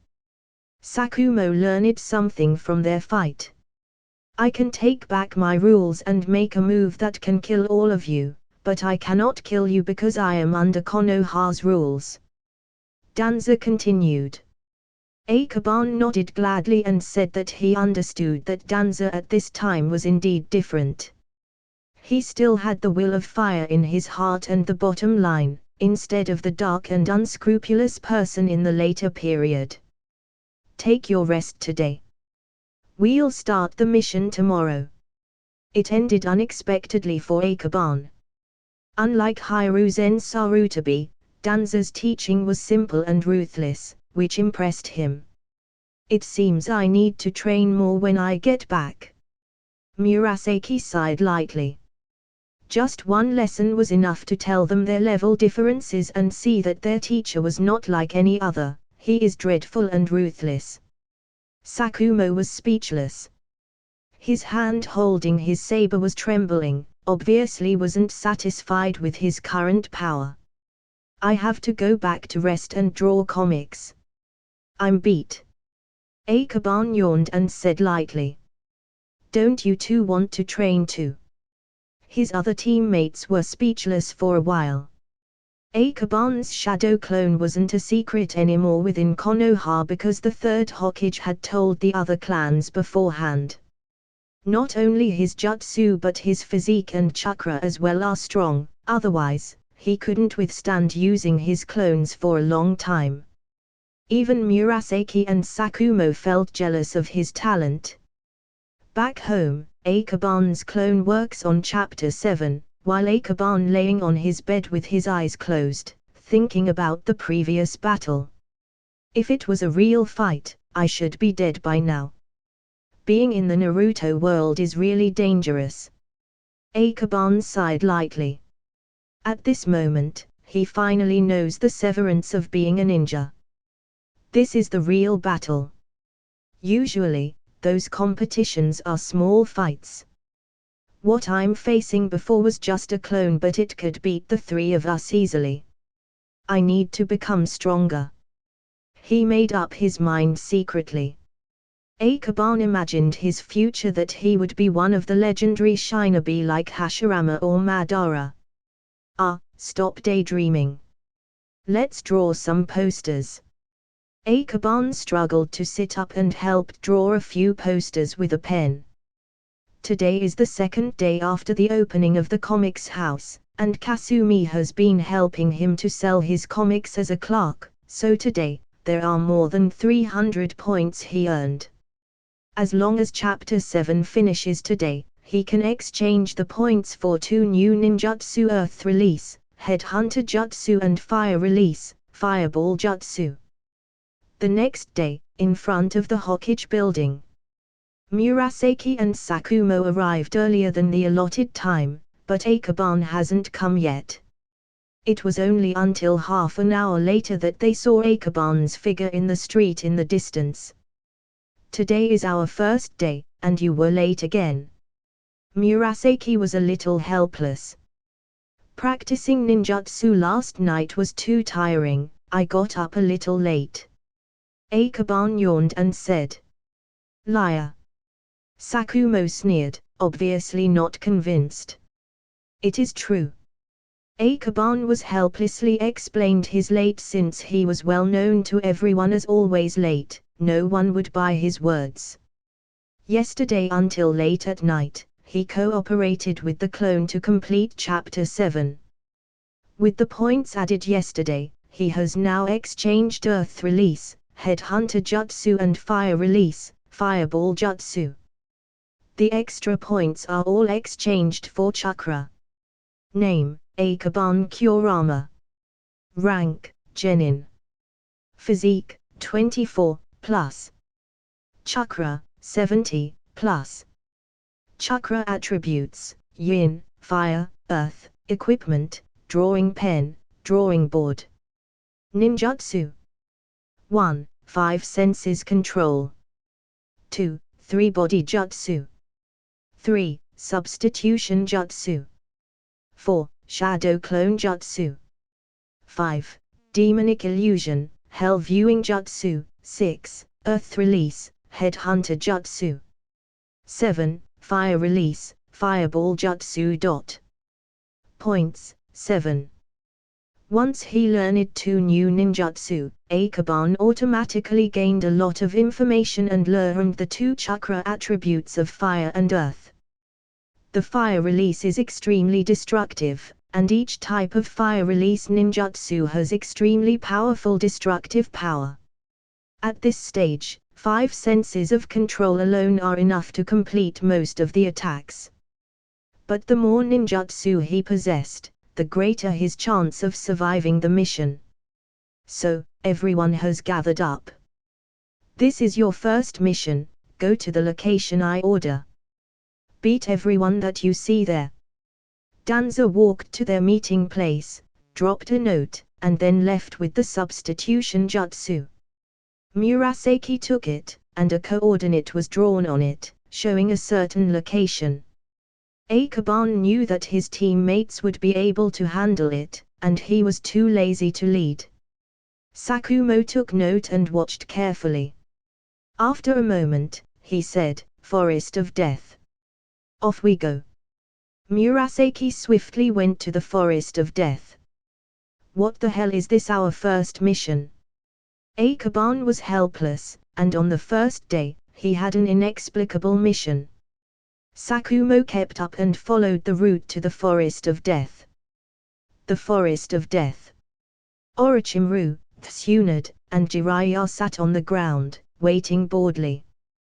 Jiraiya couldn't help but say, "Could the old man be late today too?" The bell test is a tradition in the teacher's line, and it is probably unavoidable today. Tsunade lay on the grass while entertaining herself out of boredom. Orochimaru was the least bored, since he was reading a book quietly, and said, "Not really." "Huh? What do you mean?" Jiraiya immediately got up and looked curiously at Orochimaru, who was the most talented student amongst them. "If I explain it to you, it would only waste my time." Orochimaru did not look at him, but said to Tsunade, "Team 7 had completed the test yesterday. The teacher hasn't been here yet, so there might be a chance that we need to fight them as our test." A few unrelated words, but Tsunade understood clearly. "That being said, we are likely to meet them soon. I've wanted to fight them for a long time." The will of fire was flowing in her body. Tsunade can't wait to test her strength. I just hope that this pervert wouldn't cause us more trouble. Orochimaru put away the book and sighed softly. I was just guessing before, but now I'm sure that they are here. I'm not troublesome. Look at me. I will defeat them. Jiraiya said angrily. As soon as the voice fell, he disappeared in thin air. This idiot. Tsunade froze for a moment, then couldn't help but yell. You look for Sakumo, I look for Akaban, be careful. Orochimaru's face was solemn, and immediately got up and ran towards the sound. Sakumo, I must teach him some lessons. Tsunade hesitated for a moment, but in the end, she made the decision. Although she was reluctant, she has to admit that she has no way to counter Akaban's genjutsu, and perhaps Orochimaru was better at this field. On the other side, Akaban and the other two entered the forest of death boundary together. Be careful. I feel a hint of chakra. Akaban notified his teammates. His perception of his surroundings has increased since he improved his chakra. The other two nodded to express their understanding, and after a few steps forward, Murasaki also felt something. This dumbass. Sakumo's voice was indifferent and made an accurate evaluation of Jiraiya's actions. He didn't try to hide his chakra and want to attack us up front. Akaban covered his face and felt ashamed for Jiraiya. For a shinobi, he has many other options to launch an attack but instead conspicuously attack them up front. We handle him first. Murasaki's tone was cold and merciless. They are all our old classmates, don't you have mercy? We put our mission first. Sakumo also agreed with Murasaki's words, making Akaban helpless, and he seemed to be out of options. Fine. The three moved together and were not prepared to divide their forces. Of course. Every one of them had a different reason. Murasaki believes that teamwork in combat is the most important, and Sakumo puts the mission of accomplishing the top priority. As for Akaban, he simply doesn't want to be left alone. Those who are alone will be ambushed, just like Jiraiya. I don't want to be the bad guy. Akaban sighed inwardly. Jiraiya was also ahead. I hope he will not be too stupid to be alone. Gotcha. At this moment, a loud shout came from the ground, and a figure jumped out from the ground, attacking Murasaki from the bottom up. He was extremely fast, and instantly stabbed Murasaki. However. Poof. Ah. Damn. Substitution jutsu. Jiraiya jumped his feet with anger and turned around to retreat, but at this time, Murasaki blocked his way out. Sakumo and Akaban were on his side each, and Jiraiya was stuck between those three. Jiraiya, I have to say you are so stupid. This will cause Sarutobi-sensei a lot of trouble to send you back to the academy on your second day. Akaban sighed softly. You are so cunning. You ambush me. What? Murasaki, Sakumo, and Akaban looked dumbfounded. This boy was indeed stupid. Let go of me. Jiraiya, who was being tied like a caterpillar, shouted angrily. Let's find his other teammates. Murasaki then tied Jiraiya onto the tree. I'll stay here to keep watch on him so he won't get rescued by his team.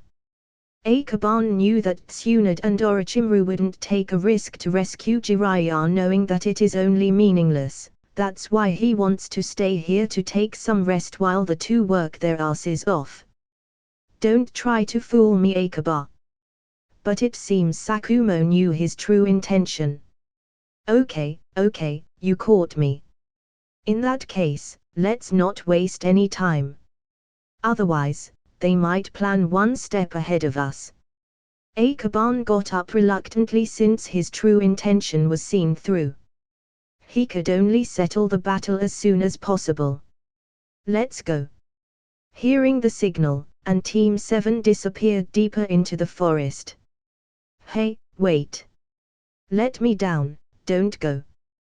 Jiraiya, who saw them disappear, begged desperately for mercy because he knows that it's possible that after the test, he could be sent back to the academy. Damn Murasaki, you tied me too tight. Within the forest of death, Orochimaru began to continuously set his traps. Aren't we going to save Jiraiya? Tsunade was a little worried. According to that idiot's character, he would face Team 7 alone and will fail miserably. It's useless to save that idiot. Our best chance is to counter their attack when the opportunity comes. Orochimaru said lightly. Tsunade was speechless for a moment, and thinking about it for a second she still then agreed to Orochimaru's plan since it's the only plausible plan for both of them. Now that they are at disadvantage, even if they are technically two of the best students in the academy, but since Jiraiya acted on his own, they need another plan. I could detect some traps. We are getting closer. Akaban warned and stopped on a branch. Murasaki and Sakumo also stopped and listened to his warning. The ground below us must be full of traps. Who knows how many traps there are here? In the academy, Orochimaru scores perfectly in all subjects. Thus his knowledge and ability on traps can't be underestimated. Murasaki explained. I go first. Without hesitation, Sakumo approaches forward. I'll follow Sakumo from behind. You can support us, depending on the situation. Murasaki said calmly. After their test against Danza yesterday, they've grown better at teamwork with each other. Sakumo is flexible, swift, and has great offensive prowess. He is suited for reconnaissance.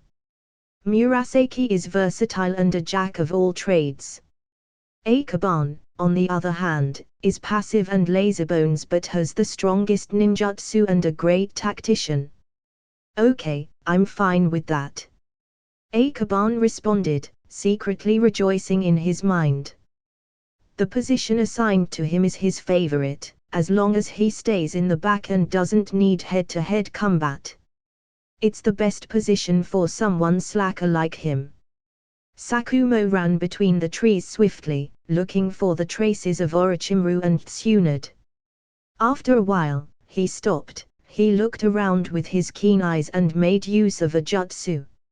Summoning jutsu. Poof. Kenma, help me scan the surrounding.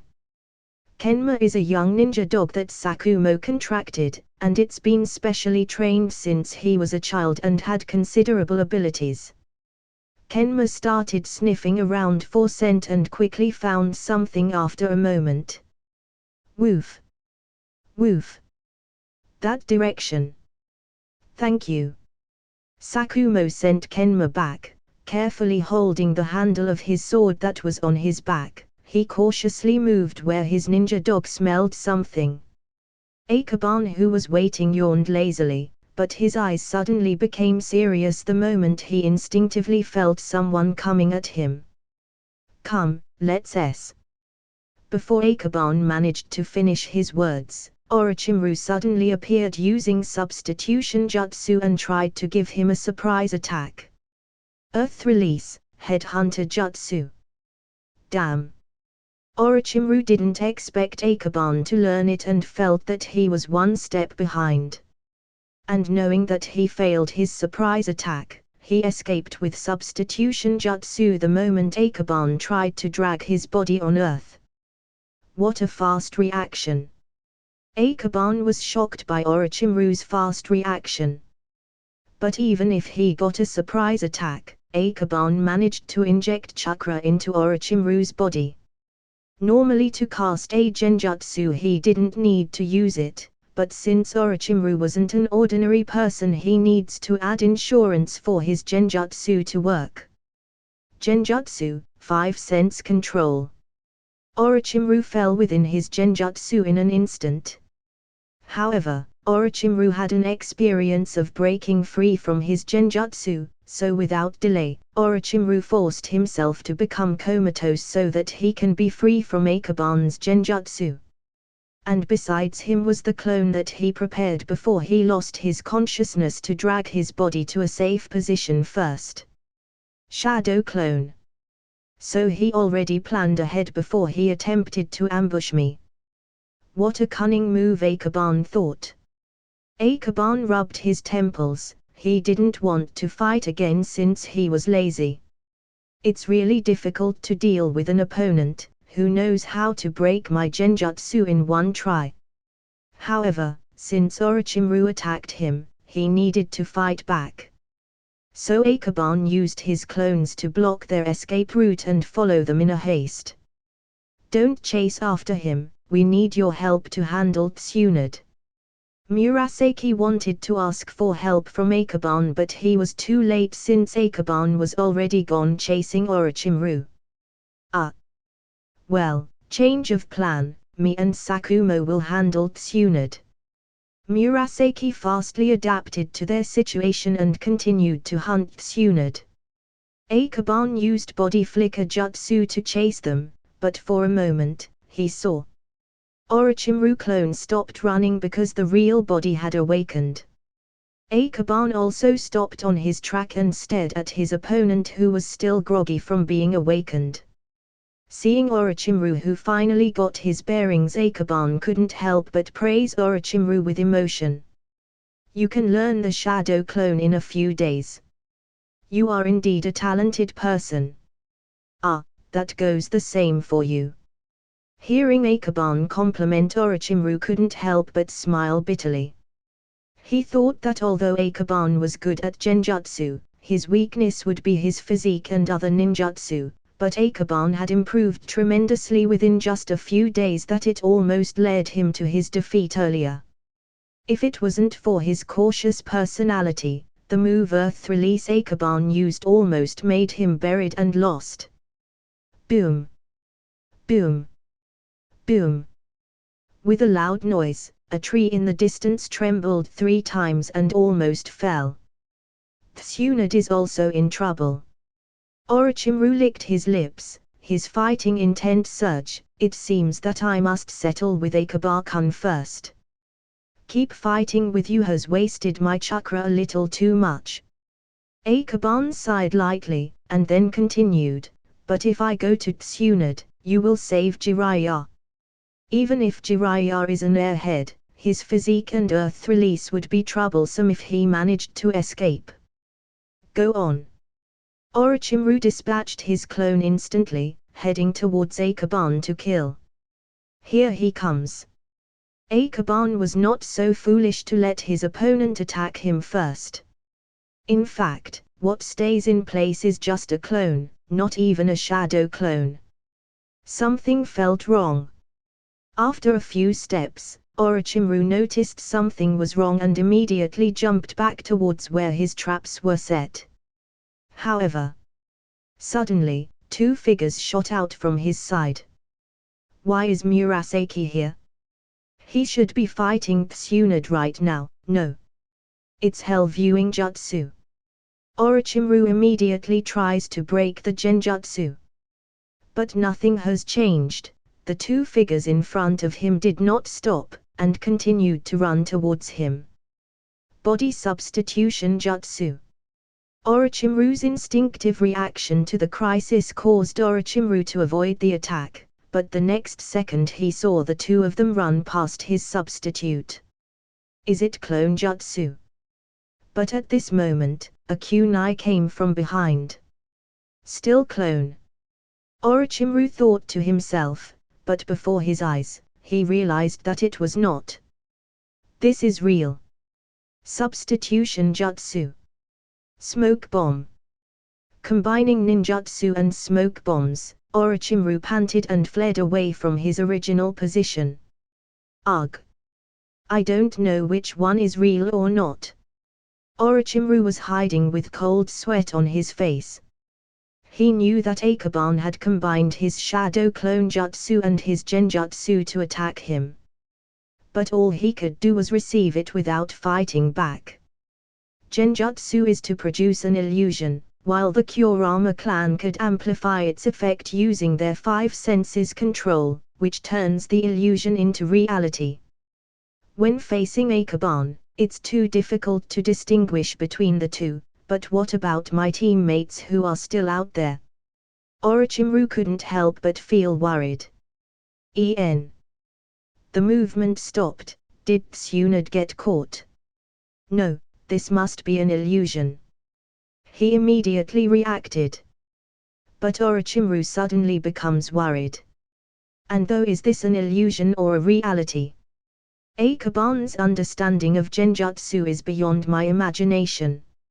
In Hokage's office, Hiruzen watched the test using his crystal ball, while holding his pipe.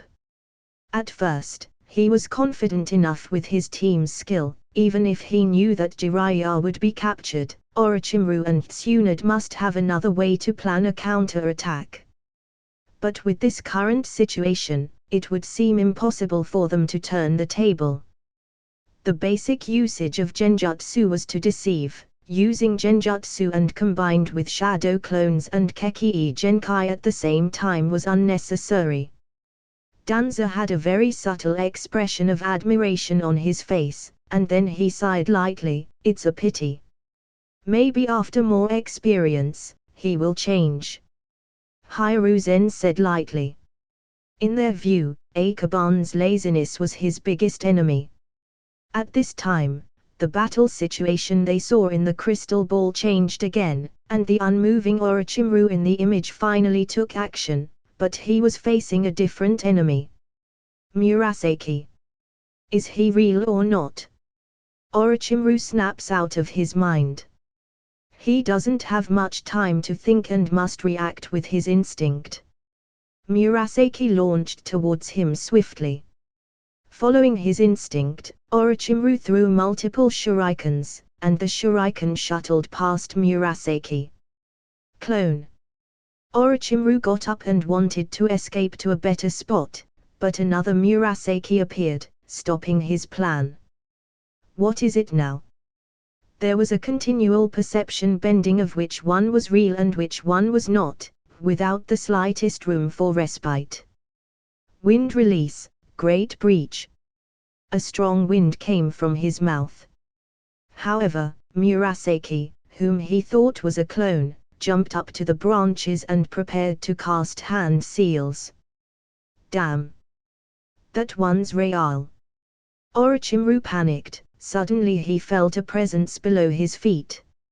Earth release, head-hunting jutsu. Earth release. No wonder Akaban managed to follow me closely. Substitution Ju. Before Orochimaru managed to use his substitution jutsu, he was dragged down to the ground, leaving only his head outside. Poof! It was a shadow clone all along. I lost badly. The one figure that he thought was Murasaki was only a shadow clone, that's why it managed to avoid his ninjutsu, and the real and only opponent he had has always been Akaban, who lurked underground. Hello there, my friend. Akaban smoothly greeted Orochimaru, who was stuck halfway in the ground. Orochimaru hasn't learned any earth release ninjutsu. Thus he could only stay there and wait. He looked up as if he was thinking deeply, then sighed and said, "The choice I made to fight with you was a mistake. If I prioritize saving Jiraiya first, we won't necessarily lose this test.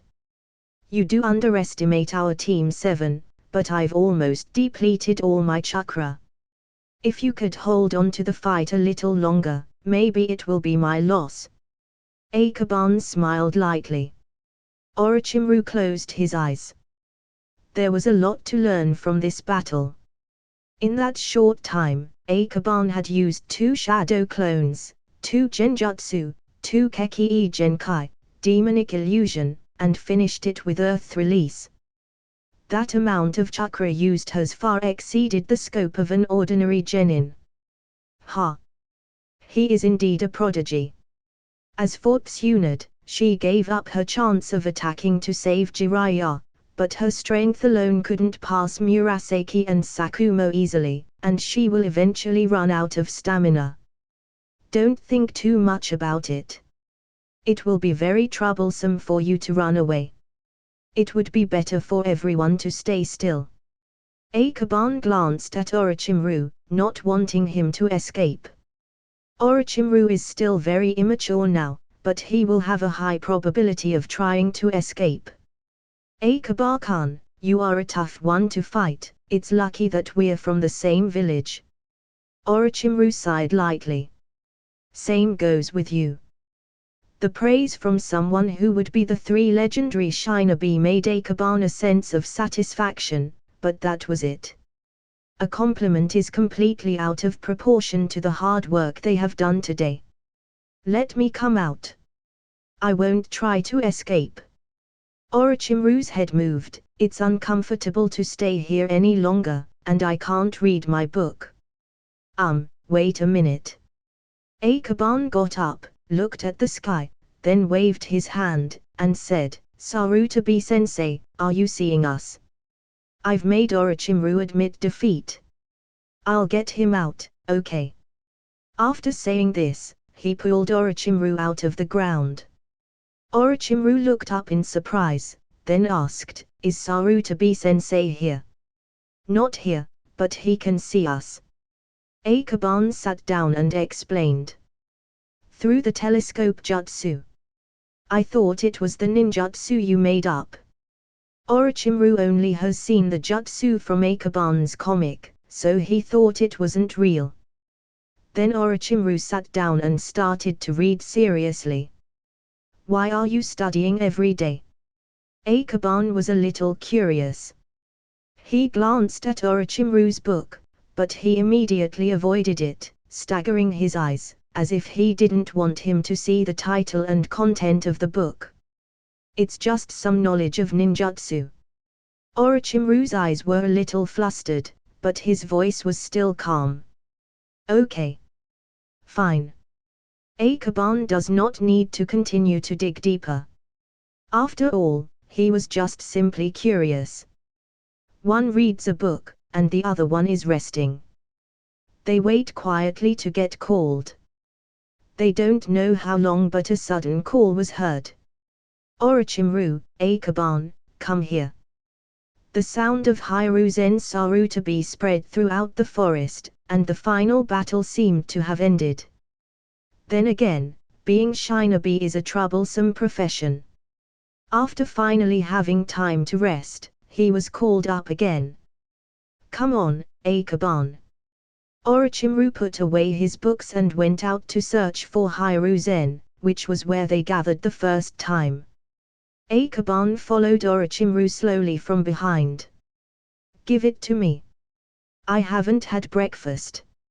Tsunade, you flat chest. Before they arrived, Akaban heard Jiraiya's voice from afar.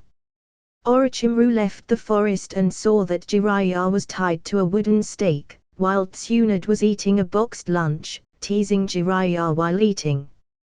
Orochimaru, this is yours. Tsunade pointed her finger to a lunchbox lying on the ground. Beside her, Hiruzen Sarutobi and Danzo Shimura had already been waiting for them. Hiruzen did not speak a word, but Danzo smiled coldly and said, do you think you are qualified to eat? I'm sorry, I'm not. Orochimaru said with a shame expression. Ha ha ha ha, the mighty Orochimaru seems to be scared of Danzo-sensei. Jiraiya laughed wildly, and then struggled on the stake, so give me the box lunch, I'm so hungry. Oh, why should I? Hiruzen asked curiously. Orochimaru didn't expect that Hiruzen would question that because, according to the rules, people tied to a tree would be sent back to the academy. The box of lunch represents not only a meal but also an apprenticeship. Orochimaru glanced at Jiraiya but hesitated again. I will speak on his behalf. Simply put, he thinks that Jiraiya is so stupid that it is understandable, and he cannot be forgiven for being defeated carelessly. Akaban explains for Orochimaru. What?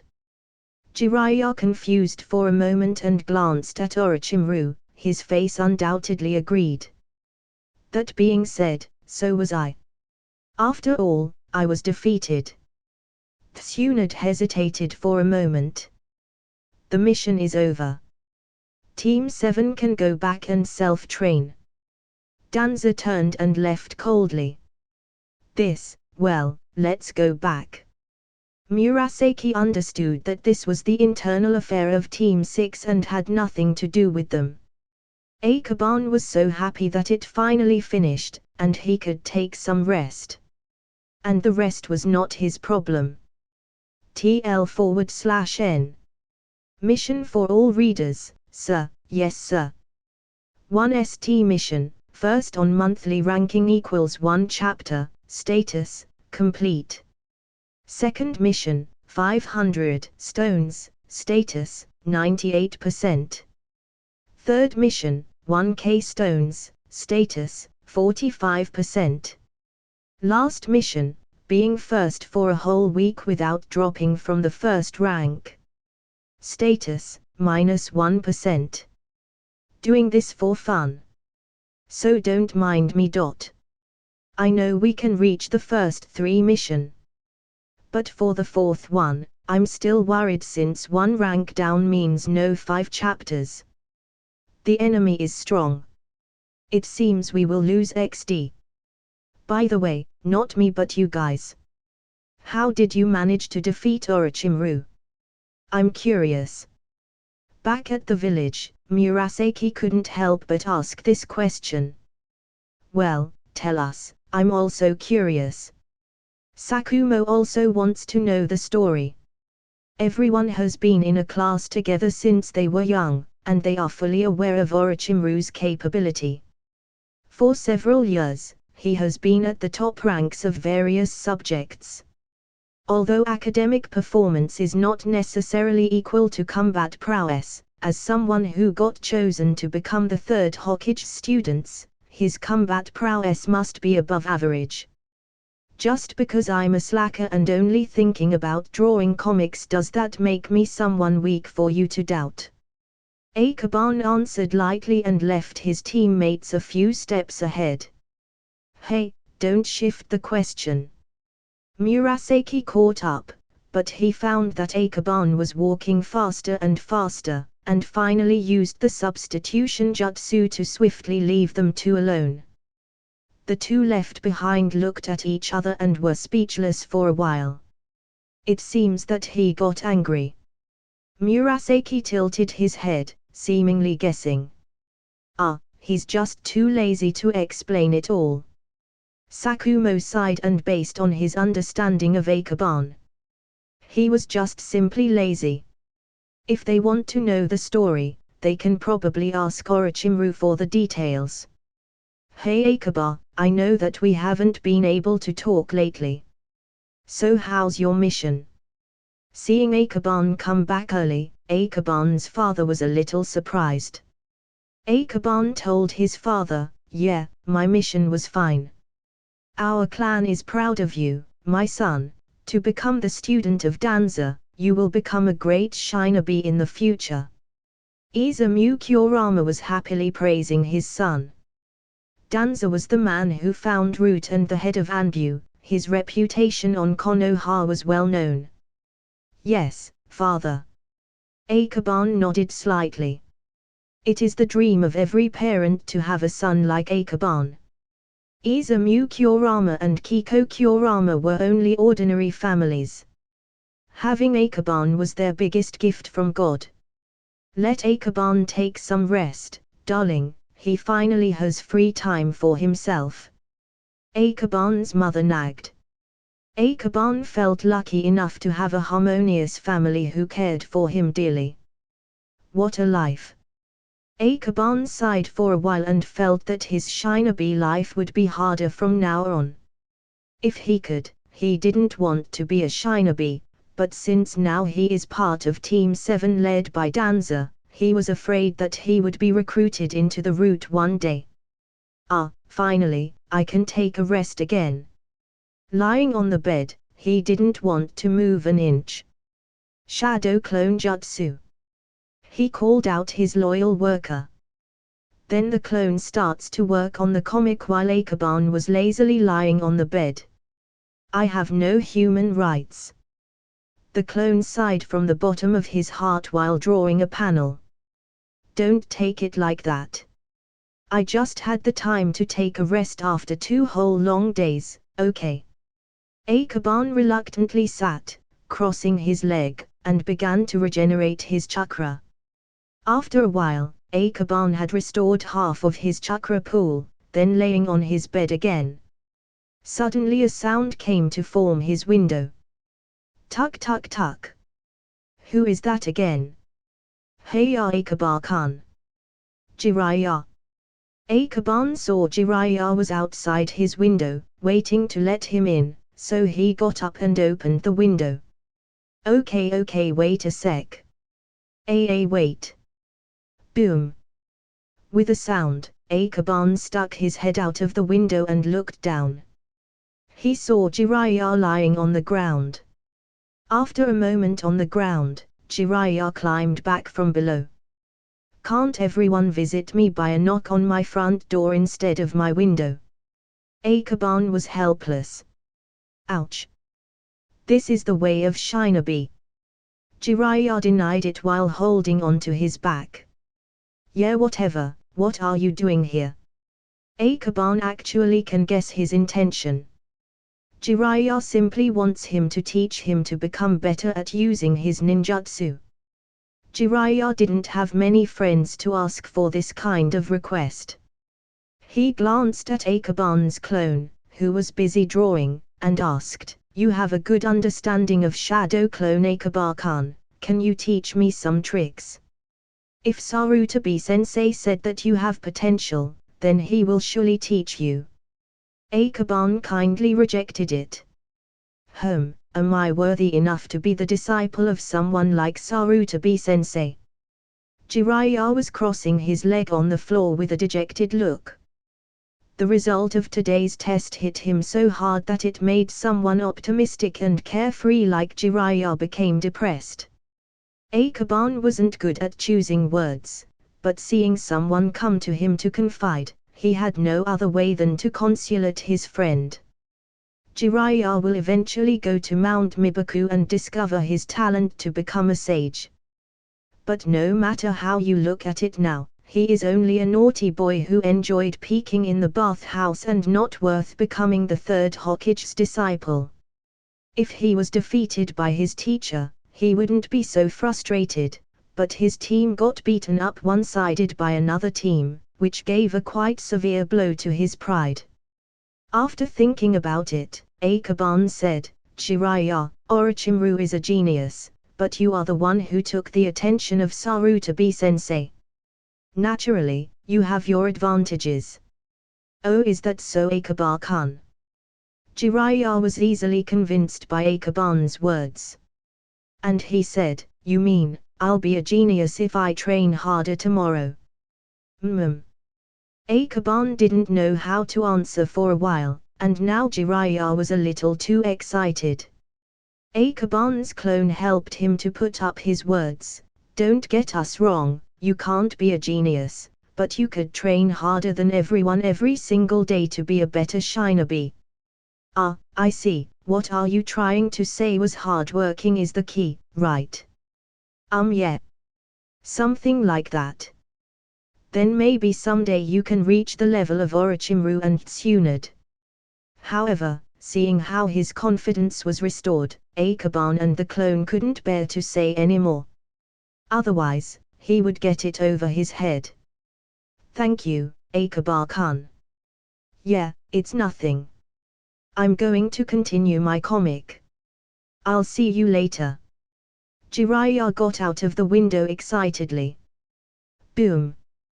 With a sound, Jiraiya fell again. Not again. Akaban sighed lightly. Not long after he thought that he could finally rest, there was another rustling sound from the window, followed by a thump. Ah, here we go again. This time a white hand, then showed long black hair. In the next second, Orochimaru jumped into the room. He was undoubtedly more adept than Jiraiya. Should I just nail down my window? Akaban was helpless and a bit annoyed.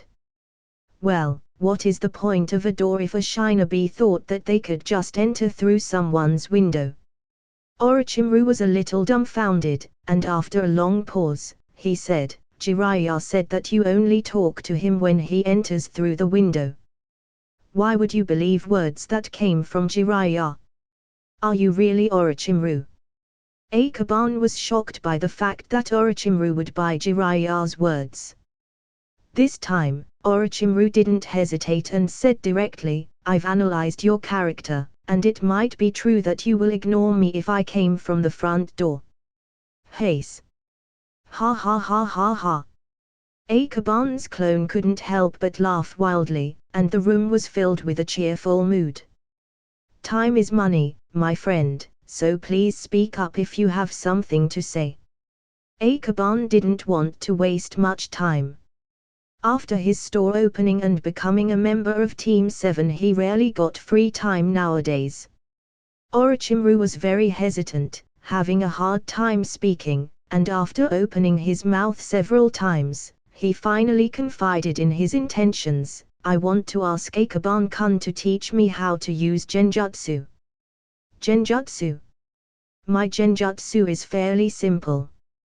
I just used it as multiple deceptions. Akaban said lightly. But how do you projected what you want into what I saw? Orochimaru wasn't proficient in genjutsu yet but has studied these subjects. The main foundation of genjutsu is to disturb chakra and mind, so the target can see their most feared imagination. Then how could Akaban precisely project what he wants them to see? Well, through predicting your opponent's move. Prediction. Orochimaru fell into deep in his thought.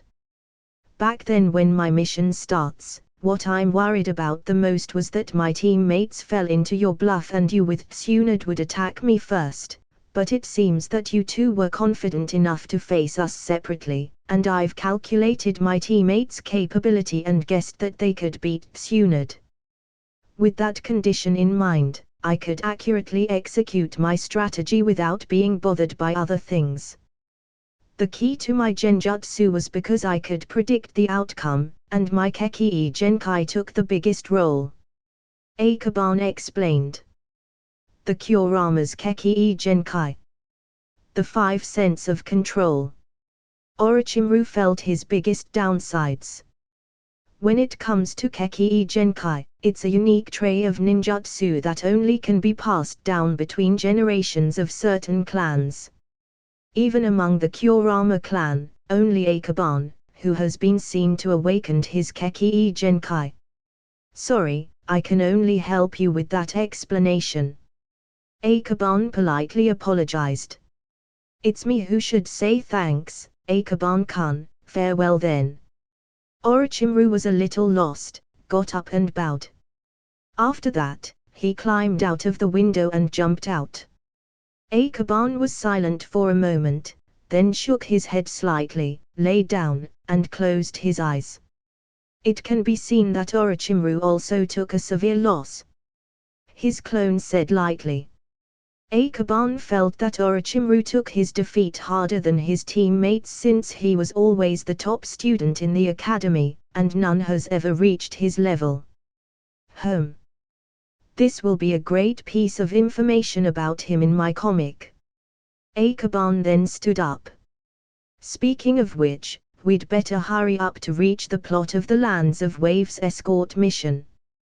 There was a lot of ninjutsu and Kekkei Genkai being used in those chapters, which could give me tons of new ninjutsu to exchange. Akaban said excitedly. If you are that impatient, shouldn't you help me finish this? Nice suggestion. Shadow Clone Jutsu. Akaban summoned another clone to help finish his comic faster. Then he sat down, crossed his leg to recover his chakra. In the room, the two clones looked at each other, speechless. Orochimaru left the Kurama clan and walked past the woods. Suddenly he saw Jiraiya was holding a drawing board in one hand and a pen in the other, trying to draw comics. Jiraiya also started to draw comics. Is this thing more important than your training? Ridiculous. Orochimaru sneered and was about to taunt Jiraiya. However, if drawing a comic was an idiotic thing to do, then what is he who lost to Akaban? He froze, then turned and left.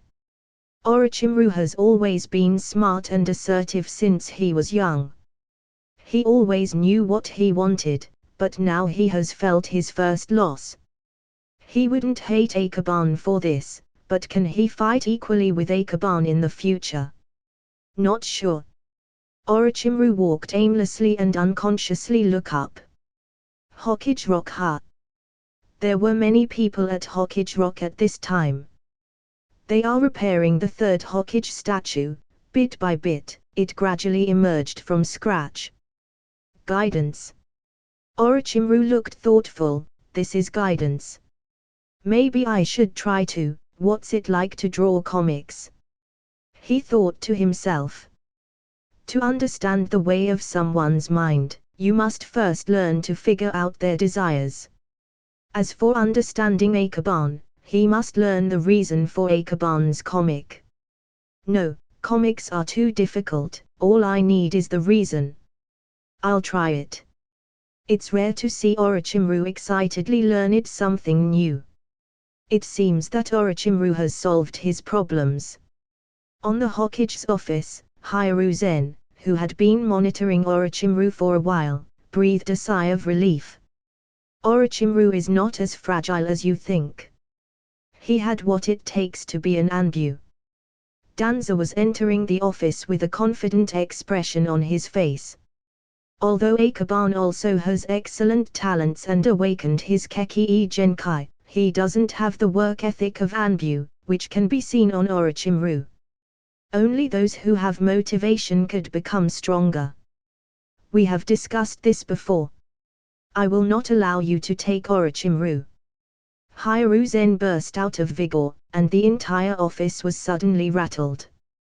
Put away your fragile threats, our deal is 1 year of your training. Danzo chuckled and turned away. Back at Anbu's headquarters, he took out the comic he bought before and read it from the beginning again. Previously, he lost interest after only a few pages because he got other things to work with. Now that he has spare time, coupled with Akaban's outstanding performance on the field, he has once again become interested in the comic. Let's see. After reading the first chapter, his eyes wandered around his office while lost in his thought. Danzo-sama, that comic, is it that interesting? Said one of his subordinates. After all, seeing that the head of Anbu has taken an interest in reading a comic was just an unusual sight. What took my interest was the author of this comic. Danzo explained clearly. Oh. Is it one of your students? Akaban Kurama. Yes. Danzo's response was straight and cold, as he continues to read the comic. Soon after he finished reading all the 5 chapters, something took his interest. What are you thinking, Danzo-sama? His subordinate asked him curiously. The tailed beasts are the strongest living form of chakra, and Konoha has an authorization to seal the strongest of them all, 9-tailed fox, Kyuubi. There has never been a problem with the sealing method of the Uzumaki clan, but in this comic, the Kyuubi was set rampage on Konoha, then sealed within the main character who knows nothing about being a Jinchuriki. Danzo sneered. The pure-blooded of Uzumaki clan has always had red hair. How come there is blonde hair, Uzumaki? You mean? Akaban thinks something will happen to the Uzumaki clan and Konoha that almost destroyed the whole village. Danza said with suspicion. What will happen? Maybe this is just the story he made. His subordinate was even more puzzled. The hidden village of Konoha had always put the greatest respect to Uzumaki clan and their successor. What's the worst thing that could happen to them? Besides, this comic is just a fictional story of a kid, so there is no deep meaning on it. I'll give this the benefit of the doubt as the village's security partook within the story. Help me collect his latest chapters. I want to see it as soon as possible. Danza put down the comic and ordered his anbu. Understood. Although puzzled, his subordinate nodded as a response. When his subordinates left, Danza picked up the comic again and looked at the first page. The Nine-Tailed, the Uzumaki clan will be gone, left only one successor. Danza watched it carefully. Akaban's comic was just fiction, but he felt that the possibility was quite high by seeing how close is it to the real thing. The powerful sealing jutsu and their vitality are the reasons why Uzumaki Mito still lives long as a Jinchuriki. On the other hand, the Jinchuriki on the other hidden village ended up miserably. If they want to deal with Konoha's tailed beast, they must first cut off the strength of the Senju and the Uzumaki clans combined. There is an indication that the Uzumaki clan is in danger. Will this caused by the Kumogakyo? Or Kirigakyo? Or other factors? Danza was lost in thought. This is something that may not necessarily happen, but as the head of Anbu, every scenario of catastrophe that included the Konohigakyo must be calculated. Chapter 8 is finally done. Damn, it's already evening by now, I'm so tired. Next time, you need to summon 2 clones at once. Thus we can finish the chapter much faster. His clones nag him before they disappeared. Wait a sec. Akaban just wanted them not to disappear at the same time, but... Poof. Following the sound of the disappearance, the backlash of working his clones to their limit comes back at him all at once. Damn. Akaban wants to scold his ancestors. Those 2 rebellious clones of his definitely did it on purpose because of him resting while they were working to retaliate against him.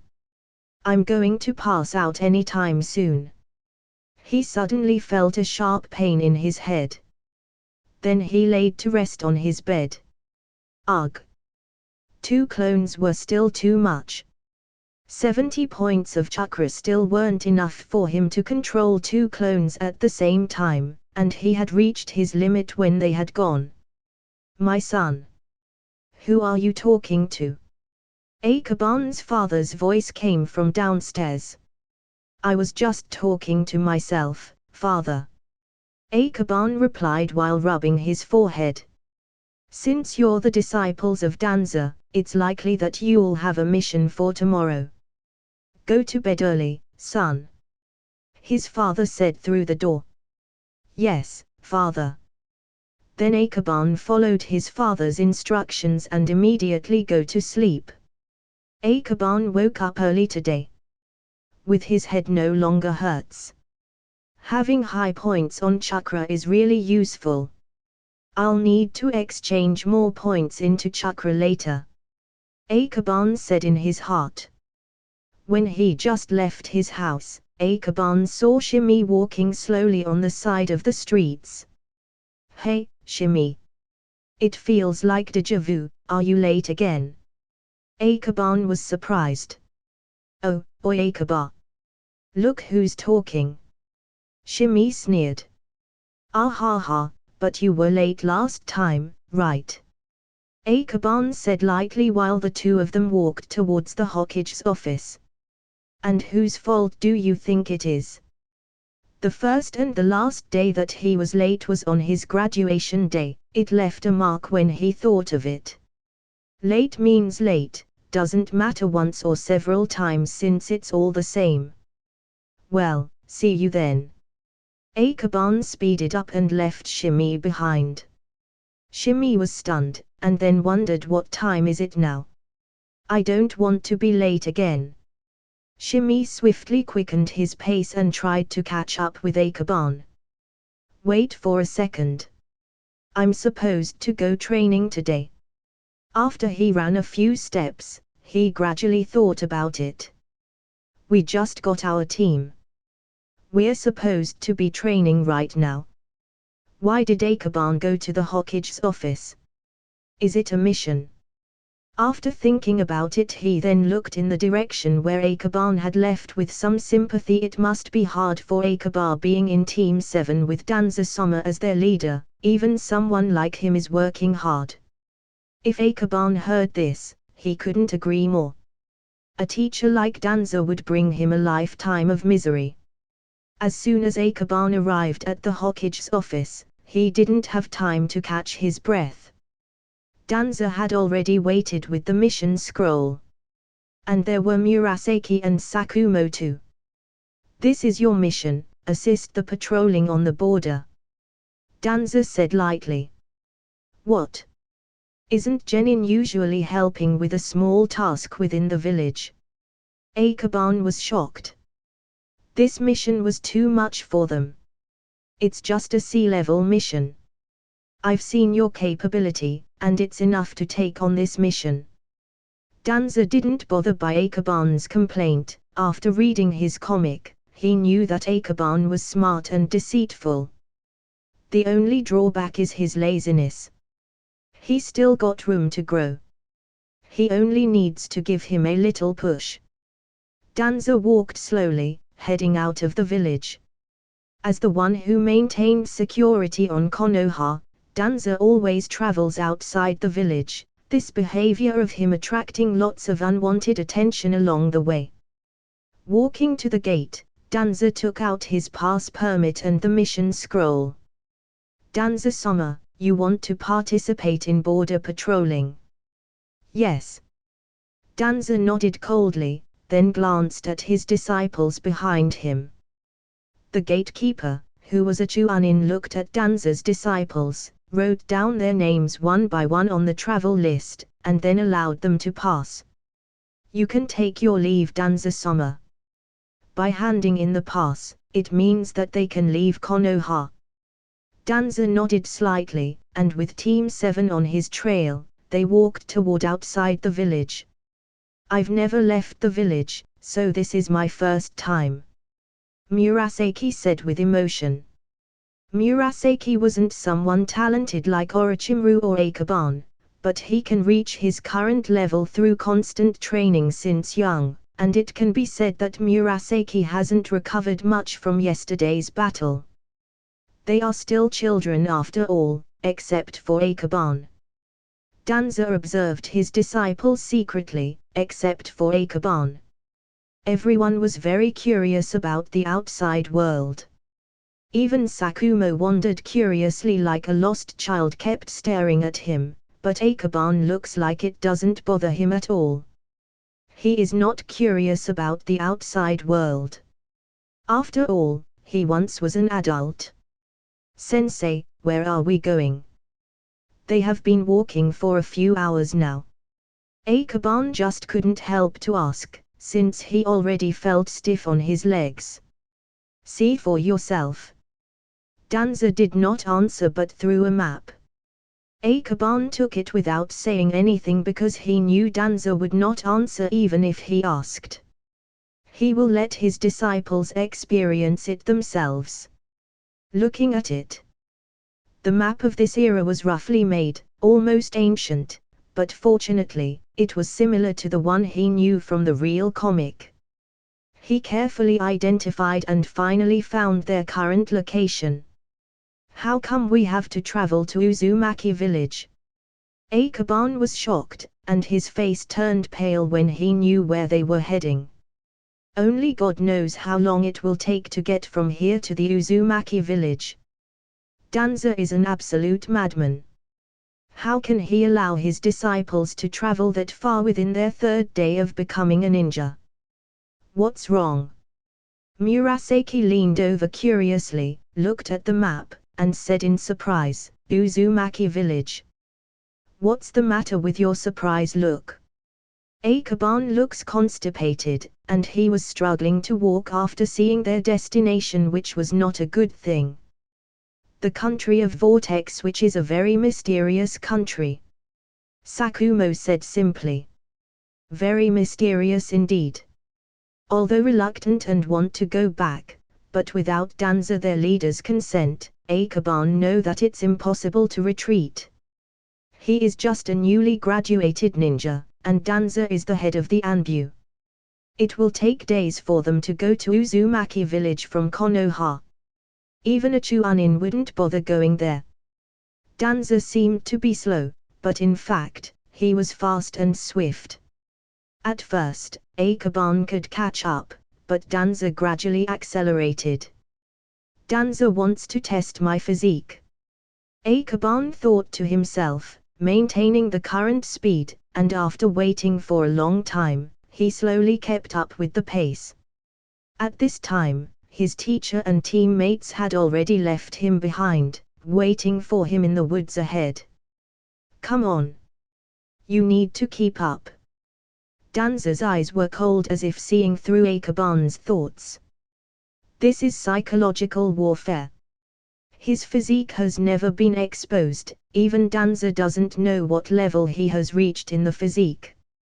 To be precise, Akaban himself doesn't know the limit of his 24 points of the physique.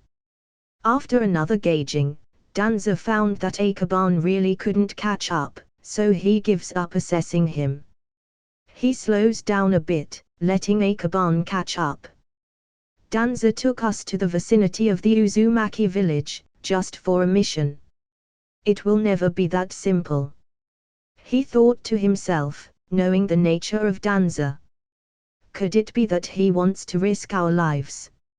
Akaban was surprised and even more shocked. Danza hasn't yet created the roots, but the root squad already exists. According to his training method, if his strength reaches a certain level, they could be ordered to do the assassination. Ninja, who was cold-blooded, was truly an asset. But Akaban doesn't want trouble, let alone killing. It's because you're all too slow that we arrived here at night. When they arrived, the sun had already set. Danza scolded them for being sluggish and then pointed to one of the hills. Find me some place to sleep, I don't want to sleep in the wild, so, there is a bandit camp over there, I want you to kill them all. What? Murasaki was shocked. Kill. Sakumo gripped his saber's hilt tightly, a little nervous and a little lost, but nevertheless fearless. His clan was meant to be the best assassin among the ninja, and he has been prepared for it since he was a child. Kill all of them. Akaban still couldn't believe what he heard. Yes, men, women, and children, kill them all. After he said it, he looked at them with cold eyes. I don't intend to help you do your mission, so you have to do it yourself. This is too much. Murasaki was frightened, and his hands trembled. He can bear with killing men, but women and their children were too much for him. Got it, sensei. Sakumo nerved himself and took out his saber, got up, and went to the camp. Patrolling the border means killing bandits and robbers that will cause trouble for the traveler. Even if it's not on the mission's details, someone gotta do it. Akaban sighed lightly, took out his drawing tools, and headed to the camp behind Sakumo. This was their mission as a ninja, no matter how cruel it was, it needs to be done with. Akaban and Sakumo had already gone to the hill. Murasaki, what will you do? Danza watched them leave, slowly following them, and left Murasaki behind. Akaban was mature, Sakumo always has the blood of an assassin within him, but Murasaki hasn't got that kind of determination. The hill was getting closer, and Ikeban could already see the lights gleaming from the camp. Shimura-sensei wants us to kill children. We have to go through that sooner or later, but we are one step ahead of others. This is what it means to become a ninja. Ikeban said lightly. Although he is also still feeling shocked, he needs to calm down. Otherwise, what is the difference between him and these little kids? Sakumo put his hand on the saber and said, "My father taught me since I was a kid that a saber was meant to be used as killing tools, and a ninja was born to kill." Just as Ikeban said, sooner or later, we will see this kind of situation anyway. I've always been trained to become a ninja. I just want to kill the enemy ninja. Murasaki clenched his hands. After all, they are all children. How can they easily accept the fact that they have to kill a child and a woman? If you can't take it, I will be dealing with the children. Sakumo lifted his saber without hesitation. No, I'll handle the children by killing them with my genjutsu. Ikeban took the drawing board and went up to the camp. His 5 senses of control were able to kill them painlessly. No, I have to do it too. I'm not as good as you guys. If I step back now, I will always be left out behind. I'll take it as a test to become the real ninja. Murasaki gritted his teeth and stepped first towards the camp. His speed exploded, and he reached the campsite in the blink of an eye. No matter how cruel the bandits are, they are just ordinary people, and all 3 of them are ninja of Konoha. They have no chance to survive. Blood was sprayed everywhere, followed by corpses falling to the ground. Run away, they are a ninja. Run away. Go, go. We will stall them. Guide the children through the forest. The bandits were in chaos. They didn't expect to be attacked. Shit. He is too fast. Fire release jutsu. The flame sprayed, and countless small fireballs flew from outside and danced inside the camps. All of a sudden, lots of bandits came out from the camps. They were burned and screamed horribly. Run, run. In the middle of the screams, silhouettes of people shuttled through the fire. However, in a blink of an eye, their neck was cut swiftly by Sakumo.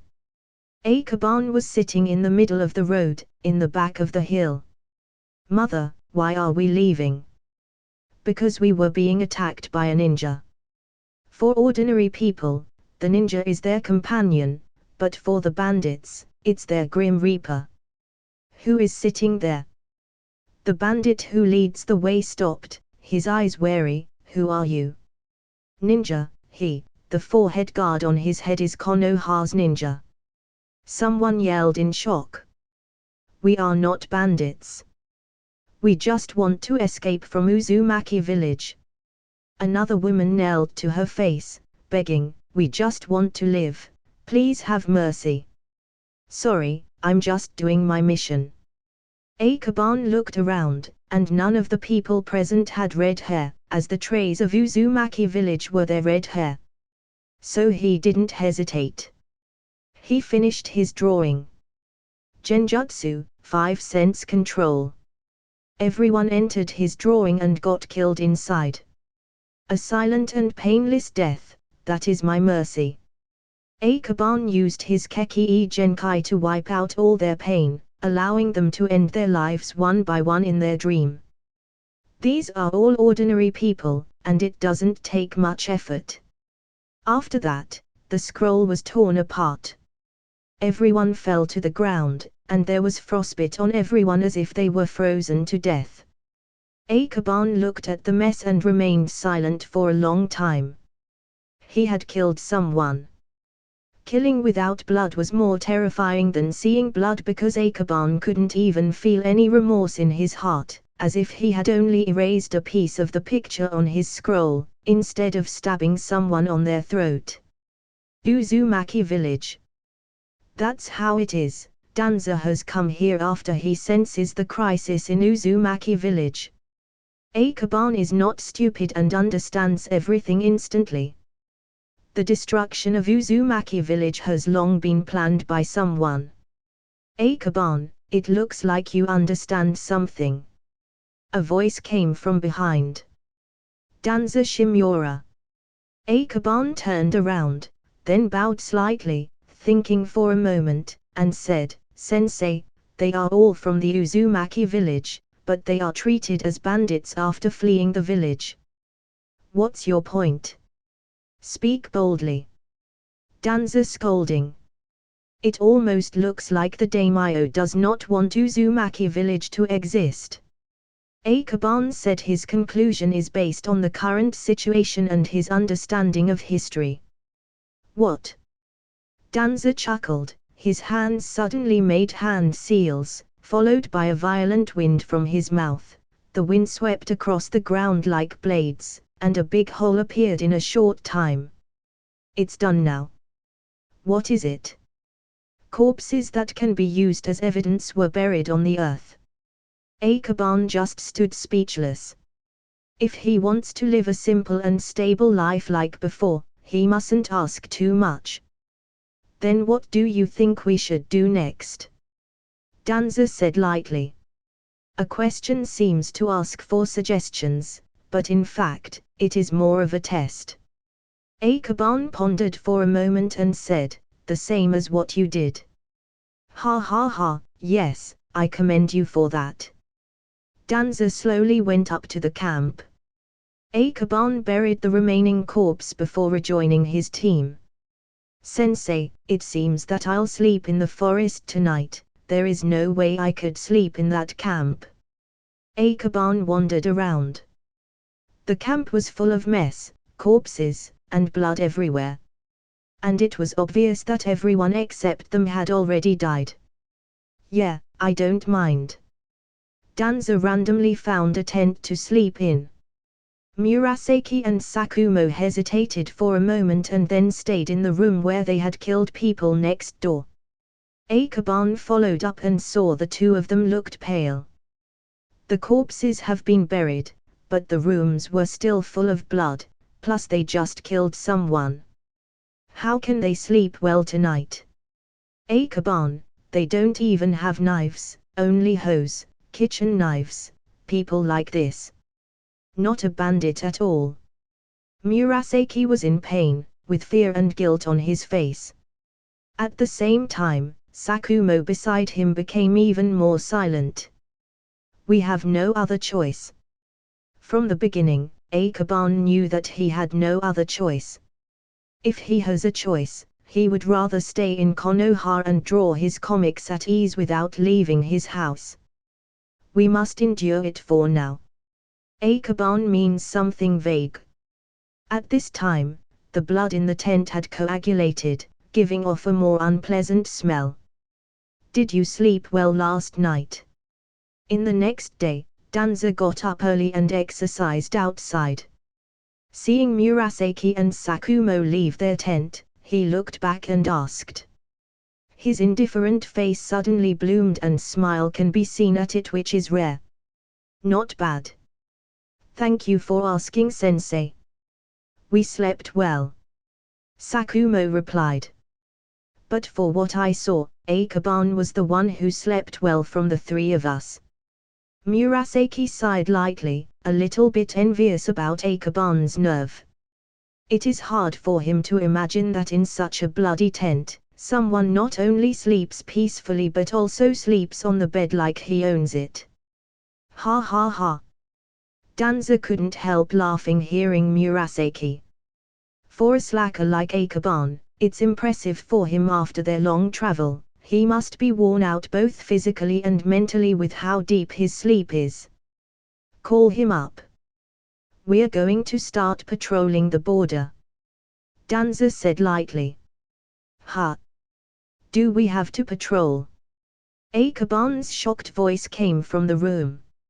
It's not a good thing to be too smart, because they will think some simple things are too complicated. Danza answered, and after a pause he continued, "Come out quickly, otherwise, I wouldn't accompany you." Ikeban's eyes lit up hearing it and said, "Right away, sensei." "Murasaki, Sakumo, you two go together. Ikeban, you'll be with me," Danza said and went down the hill. But Ikeban's face, who was very excited a moment ago, turned pale when he heard Danza's last sentence. He didn't expect this. "Wait, can we just stick together?" Before Ikeban could say his opinion, Sakumo and Murasaki had gone all the way, while Danza was heading the other way. "I want to be with Murasaki," Ikeban complained. But alas, Danza wouldn't listen to his whining. "Ikeban, there are some merchants ahead, go and protect them." From the hill along the border to the north, when they reached a commercial road, Danza stopped and pointed in the direction of Uzumaki village. "Got it." Ikeban walked along the road and reached the border. In the distance, several carts and a group of people yelled and fled towards the land of fire. Looking at the emblem that they held, this group of caravans was from Uzumaki village, but this is Grandma Mito's emblem. Ikeban's eyes flickered, and he noticed the subtle mark on the lower right corner of the caravan flag. It was the Uzumaki clan emblem. "Come on. We need to reach the border. Don't worry about goods. Our lives are more important." The leader of the caravan didn't even care about their belongings and rushed to the border in a hurry. Suddenly there were silhouettes in the rear moving swiftly between the woods, almost like a ghost. "Ninja." Ikeban became more cautious. Ikeban hasn't experienced fighting to the death with the real ninja, and he also wasn't sure about their fighting prowess. Are they targeting Danza? I don't have much time to think, what's their objective? In the real battle, he has no time to hesitate. With only a slight window of chance, he stained his pen with ink and drew a background. The trail and the woods were completed in a few breaths, and then a little black ink fell on it. The lines were finely trimmed, and he finished drawing a human. We make it. We finally created it. The moment they crossed the borderline, many people were already exhausted and collapsed directly. However, in the next second, black shadows flew from the forest in the distance. The group of ninja threw their shuriken to the caravans, even if they fled to the border. "What? Run, get some cover."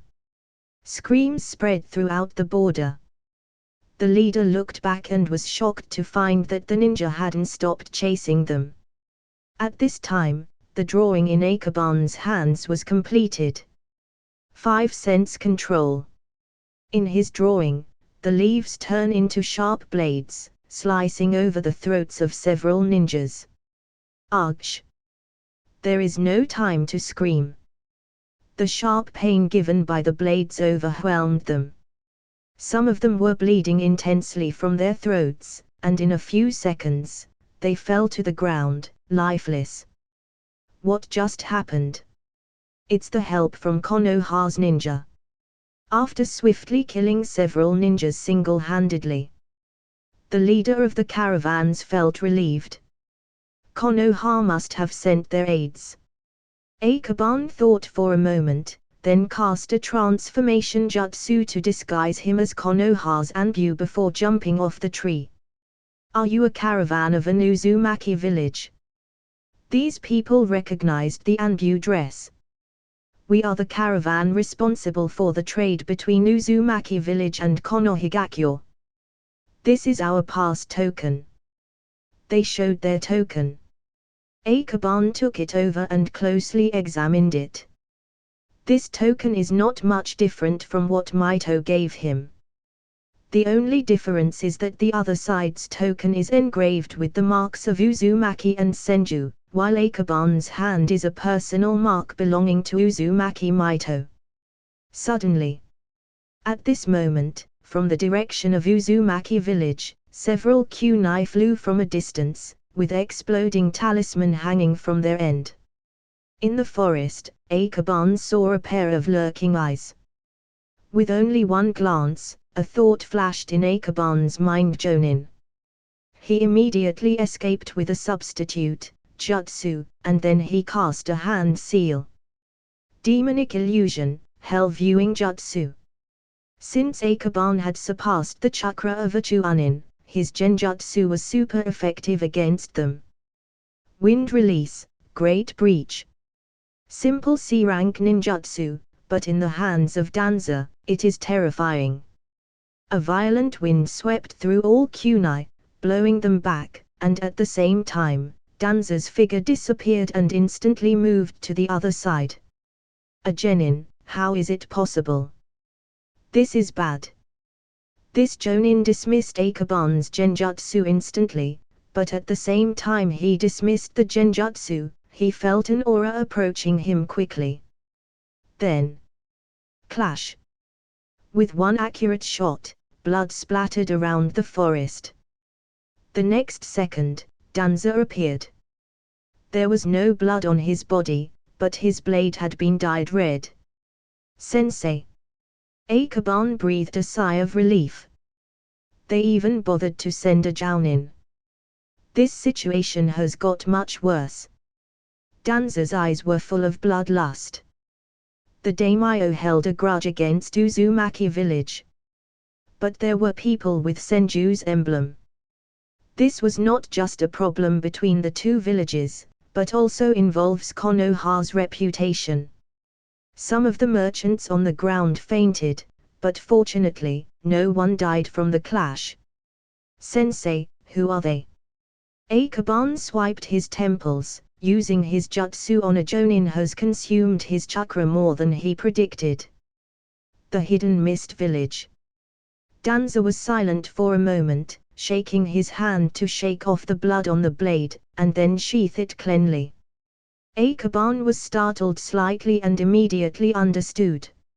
Uzumaki village was surrounded by the sea on three sides, and the Hidden Mist Village was just across their sea. Sure enough, if they managed to kill all the witnesses, there will be no evidence left. Akaban smiled bitterly. These people from the Hidden Mist Village understood how to leave no trace of murder. They are the most proficient at it. Fall back first, Akaban, and rejoin with your other teammates. Danza's face becomes serious. He just killed one jounin and several chunin. It is most unlikely they would launch another attack on this site. His concern was about Murasaki and Sakumo on the other side. Since a jounin has appeared, the tide has turned drastically.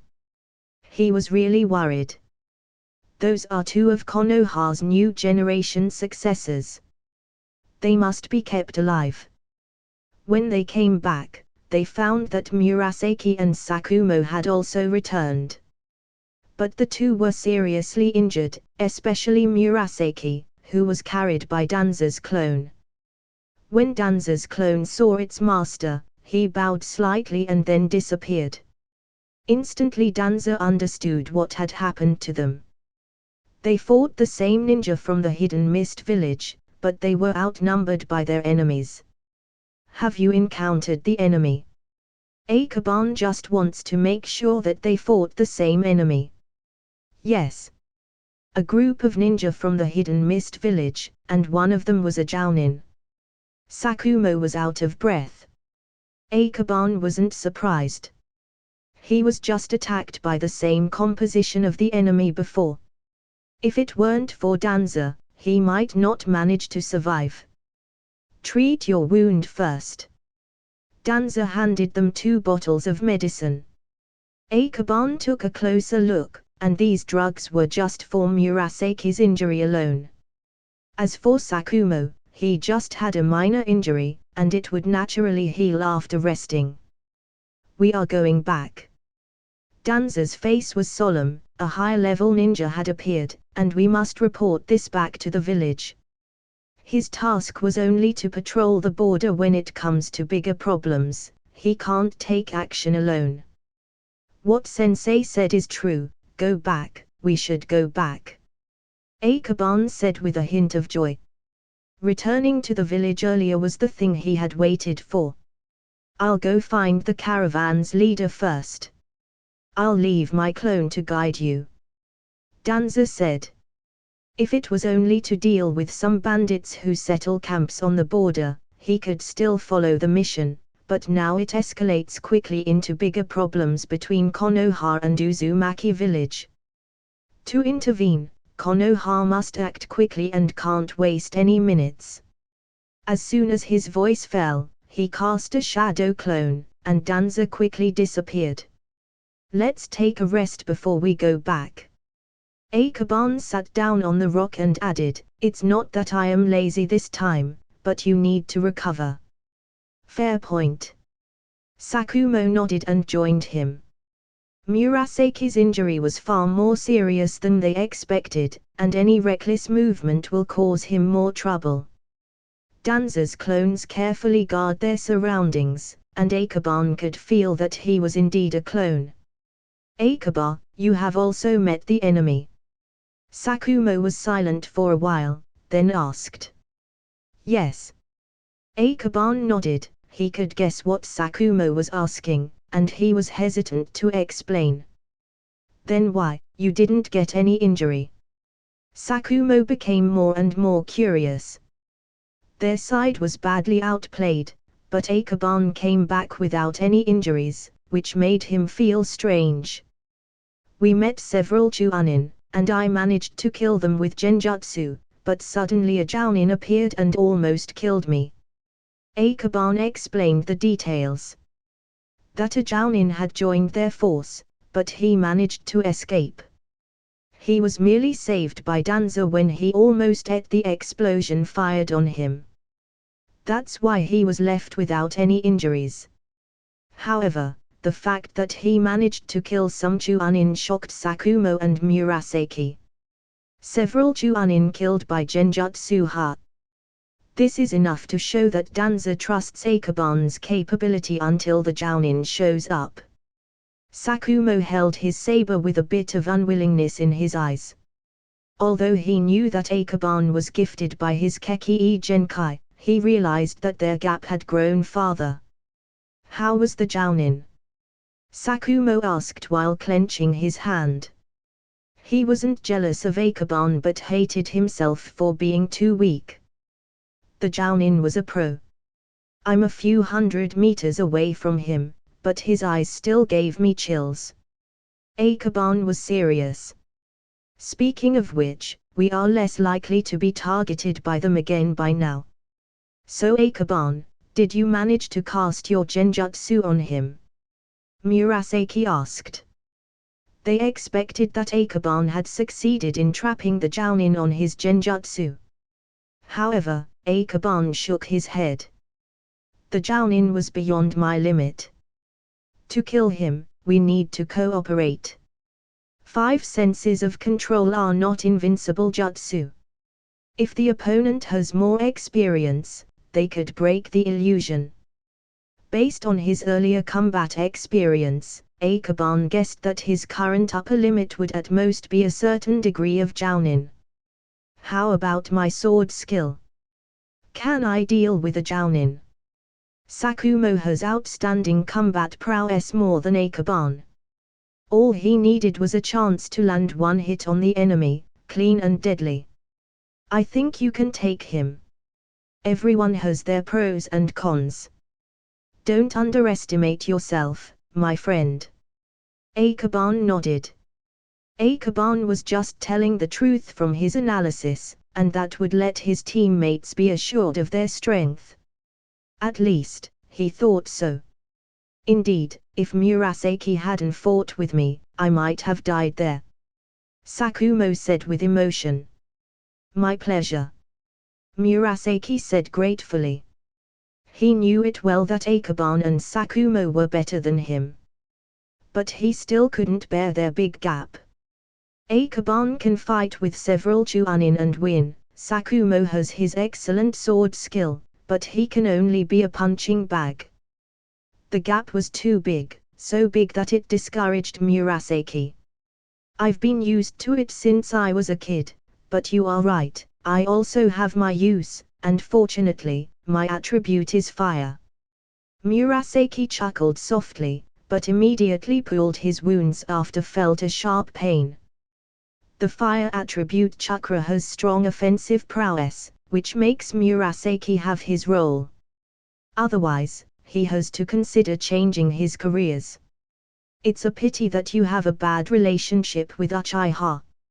Otherwise, if you can learn how to train your attribute, then it can take you to a new whole level. Seeing that his mood improved, Akaban talked about other topics. Konoha's strongest fire release user was undoubtedly possessed by the Uchiha clan, including Murasaki's dragon fire jutsu was indeed Uchiha's specialty. We finally came back. Luckily on their way back, no one ambushes them. It seems the trouble only happened on the border with ninja from the hidden mist. At the moment he saw the gate, Akaban burst into tears. The past few days for him almost felt like hell, and he finally returned to Konoha safely. He thought that he had to take a vacation after this. With the Kurama clan's trait of having a weak physique, he might succeed in getting a day off. Now that you have safely come back to Konoha, Team 7 will disband for the time being. After Danza's shadow clone said that, he disappeared instantly. The three of them looked at each other confusedly. There's an instant joy on their faces. Even the calmest person like Sakumo had a slight move on his expression. Ah, I finally can take my holiday. As Akaban was talking, he was interrupted by Murasaki in the middle. No, in our best interest, I think you should start working on your comic again, Akaba-kun. Murasaki was serious and didn't give Akaban a chance to finish his sentence. That's right. I want to see the next chapter. Sakumo also wanted to urge the next chapter as he wants to see his future son. Ugh, please, I need to rest. But, you can also use your clone to do the work, right? Murasaki shrugged, then waved goodbye. Just don't forget your comic. After experience killing for the first time, Sakumo had a sudden change of presence, which made Akaban shudder. Hey, my shadow clone should take a rest too. Akaban felt helpless when no one believed his word. After all, the person who has no human rights in Konoha is his shadow clone. After parting ways, Akaban saw Tsunade at a corner of the street. Tsunade's expression was agitated and nervous, but when she saw Akaban, she sighed in relief and tried to hide her expression to remain calm. Oh, have you just come back from your mission? I haven't seen you for a few days. Girl, the way you start a conversation is very poor. Konoha only has a small group of genin, so it is impossible to conceal which group has a mission. Akaban murmured silently in his heart, but considering the kindness and worry she felt, he didn't talk his thoughts out and instead replied kindly, yes, I just finished a mission and came back. I envy you. My team was only doing chores for these 3 days. Tsunade sighed, feeling very disappointed. She thought that she would immediately take a tough mission on the first day, fighting with some evil ninja from some hidden village, but the reality was she hasn't even taken the sea-level mission yet, let alone leaving the village. Don't mention it. Running back and forth was exhausting, but if you want, you can take my place anytime. Akaban said with a helpless expression, when it comes to Danza, he can't be helped but be angry. The other teams started from the low-level mission, but they had to kill children and women on their 3rd day. What a ruthless fellow. Ah. I'll think about it again. Tsunade obviously understood Danza's nature and definitely didn't want an exchange place with him. Even in this period, Danza was well known with a bad reputation. Akaban didn't hate Danza, but his philosophy didn't match with him after spending a few days under his wing. He looked a little gloomy, and he walked down the street to his house. Tsunade followed behind, as if she had no other thing to do. The way Danza trained his disciples was way too cruel, which makes Akaban more depressed. By the way, when will you release the next volume? It has been 5 days by now, and you haven't released any new volume. Tsunade remembered that her main purpose wasn't yet stated. Akaban felt more and more depressed. Also, don't forget to leave me a free chapter. Seeing Akaban didn't respond and just kept walking, Tsunade shouted from behind. He waved his hand weakly and left her behind. Anyway, Akaban needs to finish the next volume as soon as possible. Otherwise, the fans will non-stop asking him. Not to mention, Mito alone is enough to put him on the edge. In the Hokage's office, groups of ninjas suddenly appeared in Uzumaki village. They destroyed all our business and chased after us even after we passed the border.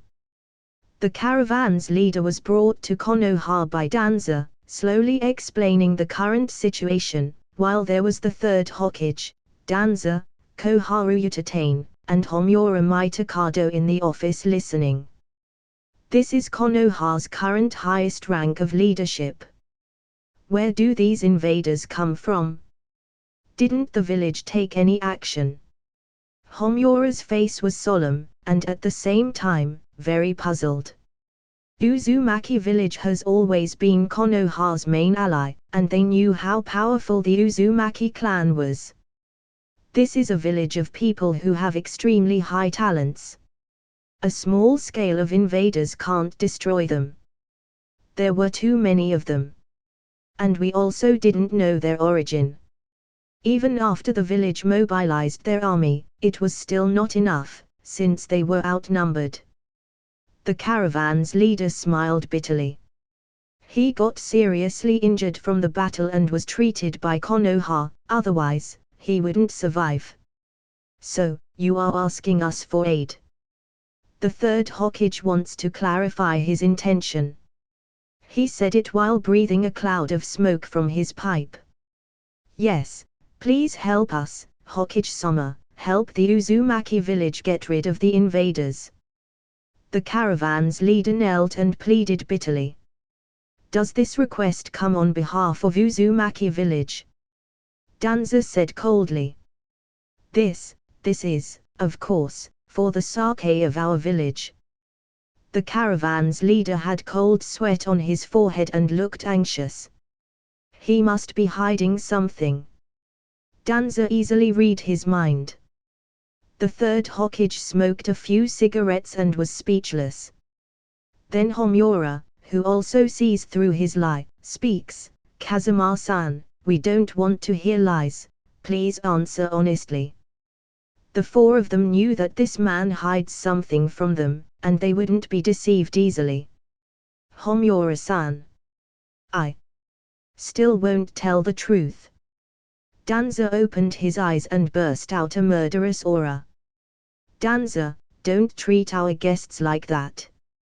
The third Hokage stopped Danza immediately and then smiled gently and said, Kazuma-san, I think this request didn't come from Uzumaki village themselves but instead from you, right? Kazuma looked pale and frightened, his legs trembled. Since this wasn't coming from Uzumaki village themselves, we can't help, I'm sorry. Homura shook his head with regret. Wait. But Kazuma-san, since you just got here, feel free to stay here for the time being, but there is no way we can take your request officially. The third Hokage apologized. Kazuma had an ugly face, nodding his head heavily, and left the office. The remaining 4 people sat back again, remaining silent. If it is not an official request, we can't risk our ninja to aid them. But Homura said half a word, then hesitated to finish the sentence. It would be a suicide mission to send their ninja there, but they knew that Uzumaki village is their most important ally. Let's observe him for now. There might be another plan to settle this. After saying those words, the third Hokage got up, sighed lightly, and left. Today, I'll finish chapter 10. Back at home, Akaban summoned his shadow clone and set a goal for him. Then, ignoring the angry look of the clone, he lay down and rested. This was the first time in the last few days that he had come into contact with the real bed. That day, he was too tired and fell asleep in the tent, even if it was messy as hell. Hey! Your goal is too much for me. I can't finish this alone. A complaint came from his clone. Rest assured. I'll summon another one later. Now I'm too tired. If I pass out now, you will disappear as well. Akaban looked tired, but was it the real situation for him? He hasn't done anything in the past few days. At most, he just ran back and forth. He just wants to slack. His clone knew that and secretly still complained. The comic slowly progressed, but the workload for his clone was too much. However, Akaban wasn't sadistic like his teacher, and after a short rest, he summoned a second clone to assist his first clone. Should I visit Grandma Mito? Maybe later. I still need to finish this deadline first. Anyway, things that happened in the Uzumaki village have nothing to do with me, no matter what. Akaban was still thinking about going to Uzumaki Mito to discuss the problem that he encountered on his mission, but rejected the idea before it was formulated, for he is too lazy to move from his bed. As soon as he put his head on the pillow, he instantly forgot other things. Too tired to go out, and his bed felt like won't let go of him anytime soon. At the Senju clan's household, Kazuma came here after he spoke with the third Hokage while bringing his caravan's token. Excuse me, please help pass this token.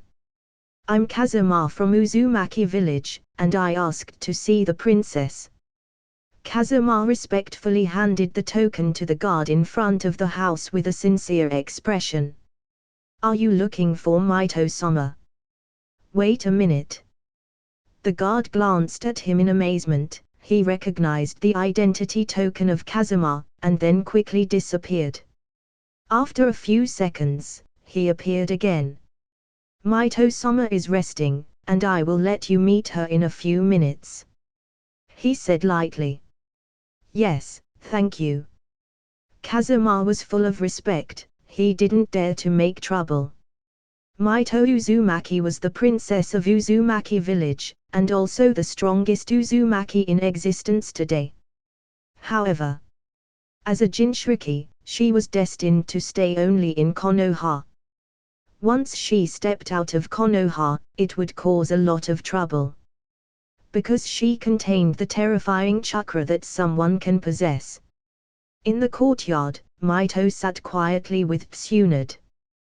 The brat came back from his mission. Didn't he say he was coming to visit me? Mito snorted coldly. He went straight home and looked tired as always. If my guess is right, he wouldn't come out anytime soon. Tsunade pondered for a while, but she didn't think Akaban would visit here after his mission. Ha, is that so? Mito sneered, and then she looked with suspicion. But how did that kid come early last time? Grandma, I don't know that. Tsunade shook her head. She was also shocked that day. It's rare to see Akaban get up early on his vacation before. Let's stop badmouthing him after all. His comic entertained me more than anything nowadays. Tsuna-chan doesn't forget to buy his next volume the first time it comes out. I want to read it as soon as possible.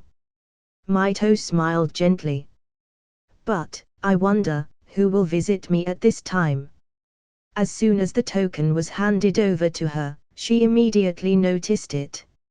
It was from the caravan who was responsible for the transaction between the Senju clan and the Uzumaki village. Maito leaned back on the chair, closing her eyes, and rested. She thought deeply and suddenly remembered something.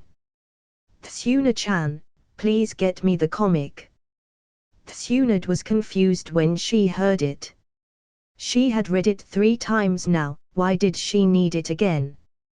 But this was a request from her beloved grandma, and she responded at once and then ran into the house to take out the comic. After receiving it, Maito turned to the first page. Nine-tailed demon fox, Naruto Uzumaki. Well, the Uzumaki clan has fallen to the point where its descendant doesn't understand what it takes to be a Jinchuriki. Maito opened the first page with a chuckle, but her expression became more solemn. If this is true, Tsunade, please invite our guest to come here. She closed the comic and sat upright, thoughtful. If this is true, then not only the Uzumaki clan but the entire Uzumaki village will suffer a terrible blow. Before long, Tsunade took Kazuma in and arrived in the courtyard. Seeing Maito, Kazuma was shocked at first, followed by a face full of surprise. After a few seconds, he noticed that he was being rude and knelt and begged for mercy. I'm sorry, Maito-sama, but I was stunned knowing that the princess of the Uzumaki clan is younger than I thought. It's okay. I'm not a princess anymore now. Maito said lightly, get up first, and please have a seat. Yes, thank you, princess. Kazuma found that Maito's appearance was not aging at all, and he didn't dare to be rude. Are you the caravan's leader from Uzumaki village and Konoha? Maito held the token in her hand and asked. Yes, we are responsible for trading goods between Uzumaki village and Konoha. Kazuma explained. So, what urges you to come to me? Maito put down the token. If it's just for normal business, the token of the Senju clan was enough for them to settle down in Konoha temporarily, and there is no need to find her. This time, I'm asking you to lend your help to the Uzumaki village. Kazuma directly explained his intention and knelt on the ground. Oh. Maito frowned hearing his story. The Uzumaki village is now in chaos because of the rebels from other villages. Some of them are deliberately sent by the enemy, while others know that the Uzumaki village is in chaos and deliberately seek refuge here. The ninja from Uzumaki village were outnumbered, and gradually losing control of the village. There were 3 Chunin who guarded us before, but they were all killed on our way here. Kazuma cried out. Hunt by a ninja traumatized him even until now. Maito can see him begged while trembling, looking pitiful. Yes, but I do remember that caravans were supposed to be guarded by a Jounin. Maito looked puzzled. Yes, but the Jounin has parted from our caravan to stall the rebels. Kazuma explained. But he didn't think that one Jounin could stall them for long. After all, the opponent also has a group of 5 Chunin and lead by a Jounin. No matter how you look at it, their attack was well planned. Uzumaki Maito holds the comic, turns the pages back and forth. After a long time, she sat upright and said, the Senju clan has no jurisdiction within Konoha's rank now. I'm afraid that I couldn't intervene further on this matter. Kazuma was completely desperate when he heard it. He looks like he was struck by lightning. But you can take this comic to the patriarch of the Uzumaki clan, and he might understand what I mean. Another piece of advice. You'd better ask for some protection from here. Otherwise, I don't think you can return to Uzumaki village alive. Mito said plainly. Kazuma will leave Konoha soon. This information might already be leaked to the enemy, and he might encounter them as soon as he steps out of Konoha's gate. He was startled for a moment, then turned to the first page of the comic. Originally, Kazuma thought it was a strategic war book, but when he opened it, he found that it was only a book compiled in the form of drawing. Where all the patterns were connected carefully, it seemed to be telling a story. But, what does this mean? He never saw anything like that, not a novel but not a painting either. So he was curious about what happens when he shows it to the patriarch. If there is no other thing you want to say, you can go down. That's all I can help. Mito said helplessly. The Senju clan is naturally not helpless, but this matter will escalate involving the tailed beasts and all the countries. It needs to be carefully planned. How can one clan and one village be the enemy of the world? Yes, thank you, princess. Kazuma left with a sigh and slowly retreated away. He might not get the right answer, but he wasn't going back empty-handed. If you were still alive now, what would you do, my dear? Mito sighed sadly. That's it, guys. Hope you like the video. If you like the video, then please like, share and subscribe the channel. And also tell me your recommendation in the comment section down below. Thanks for watching.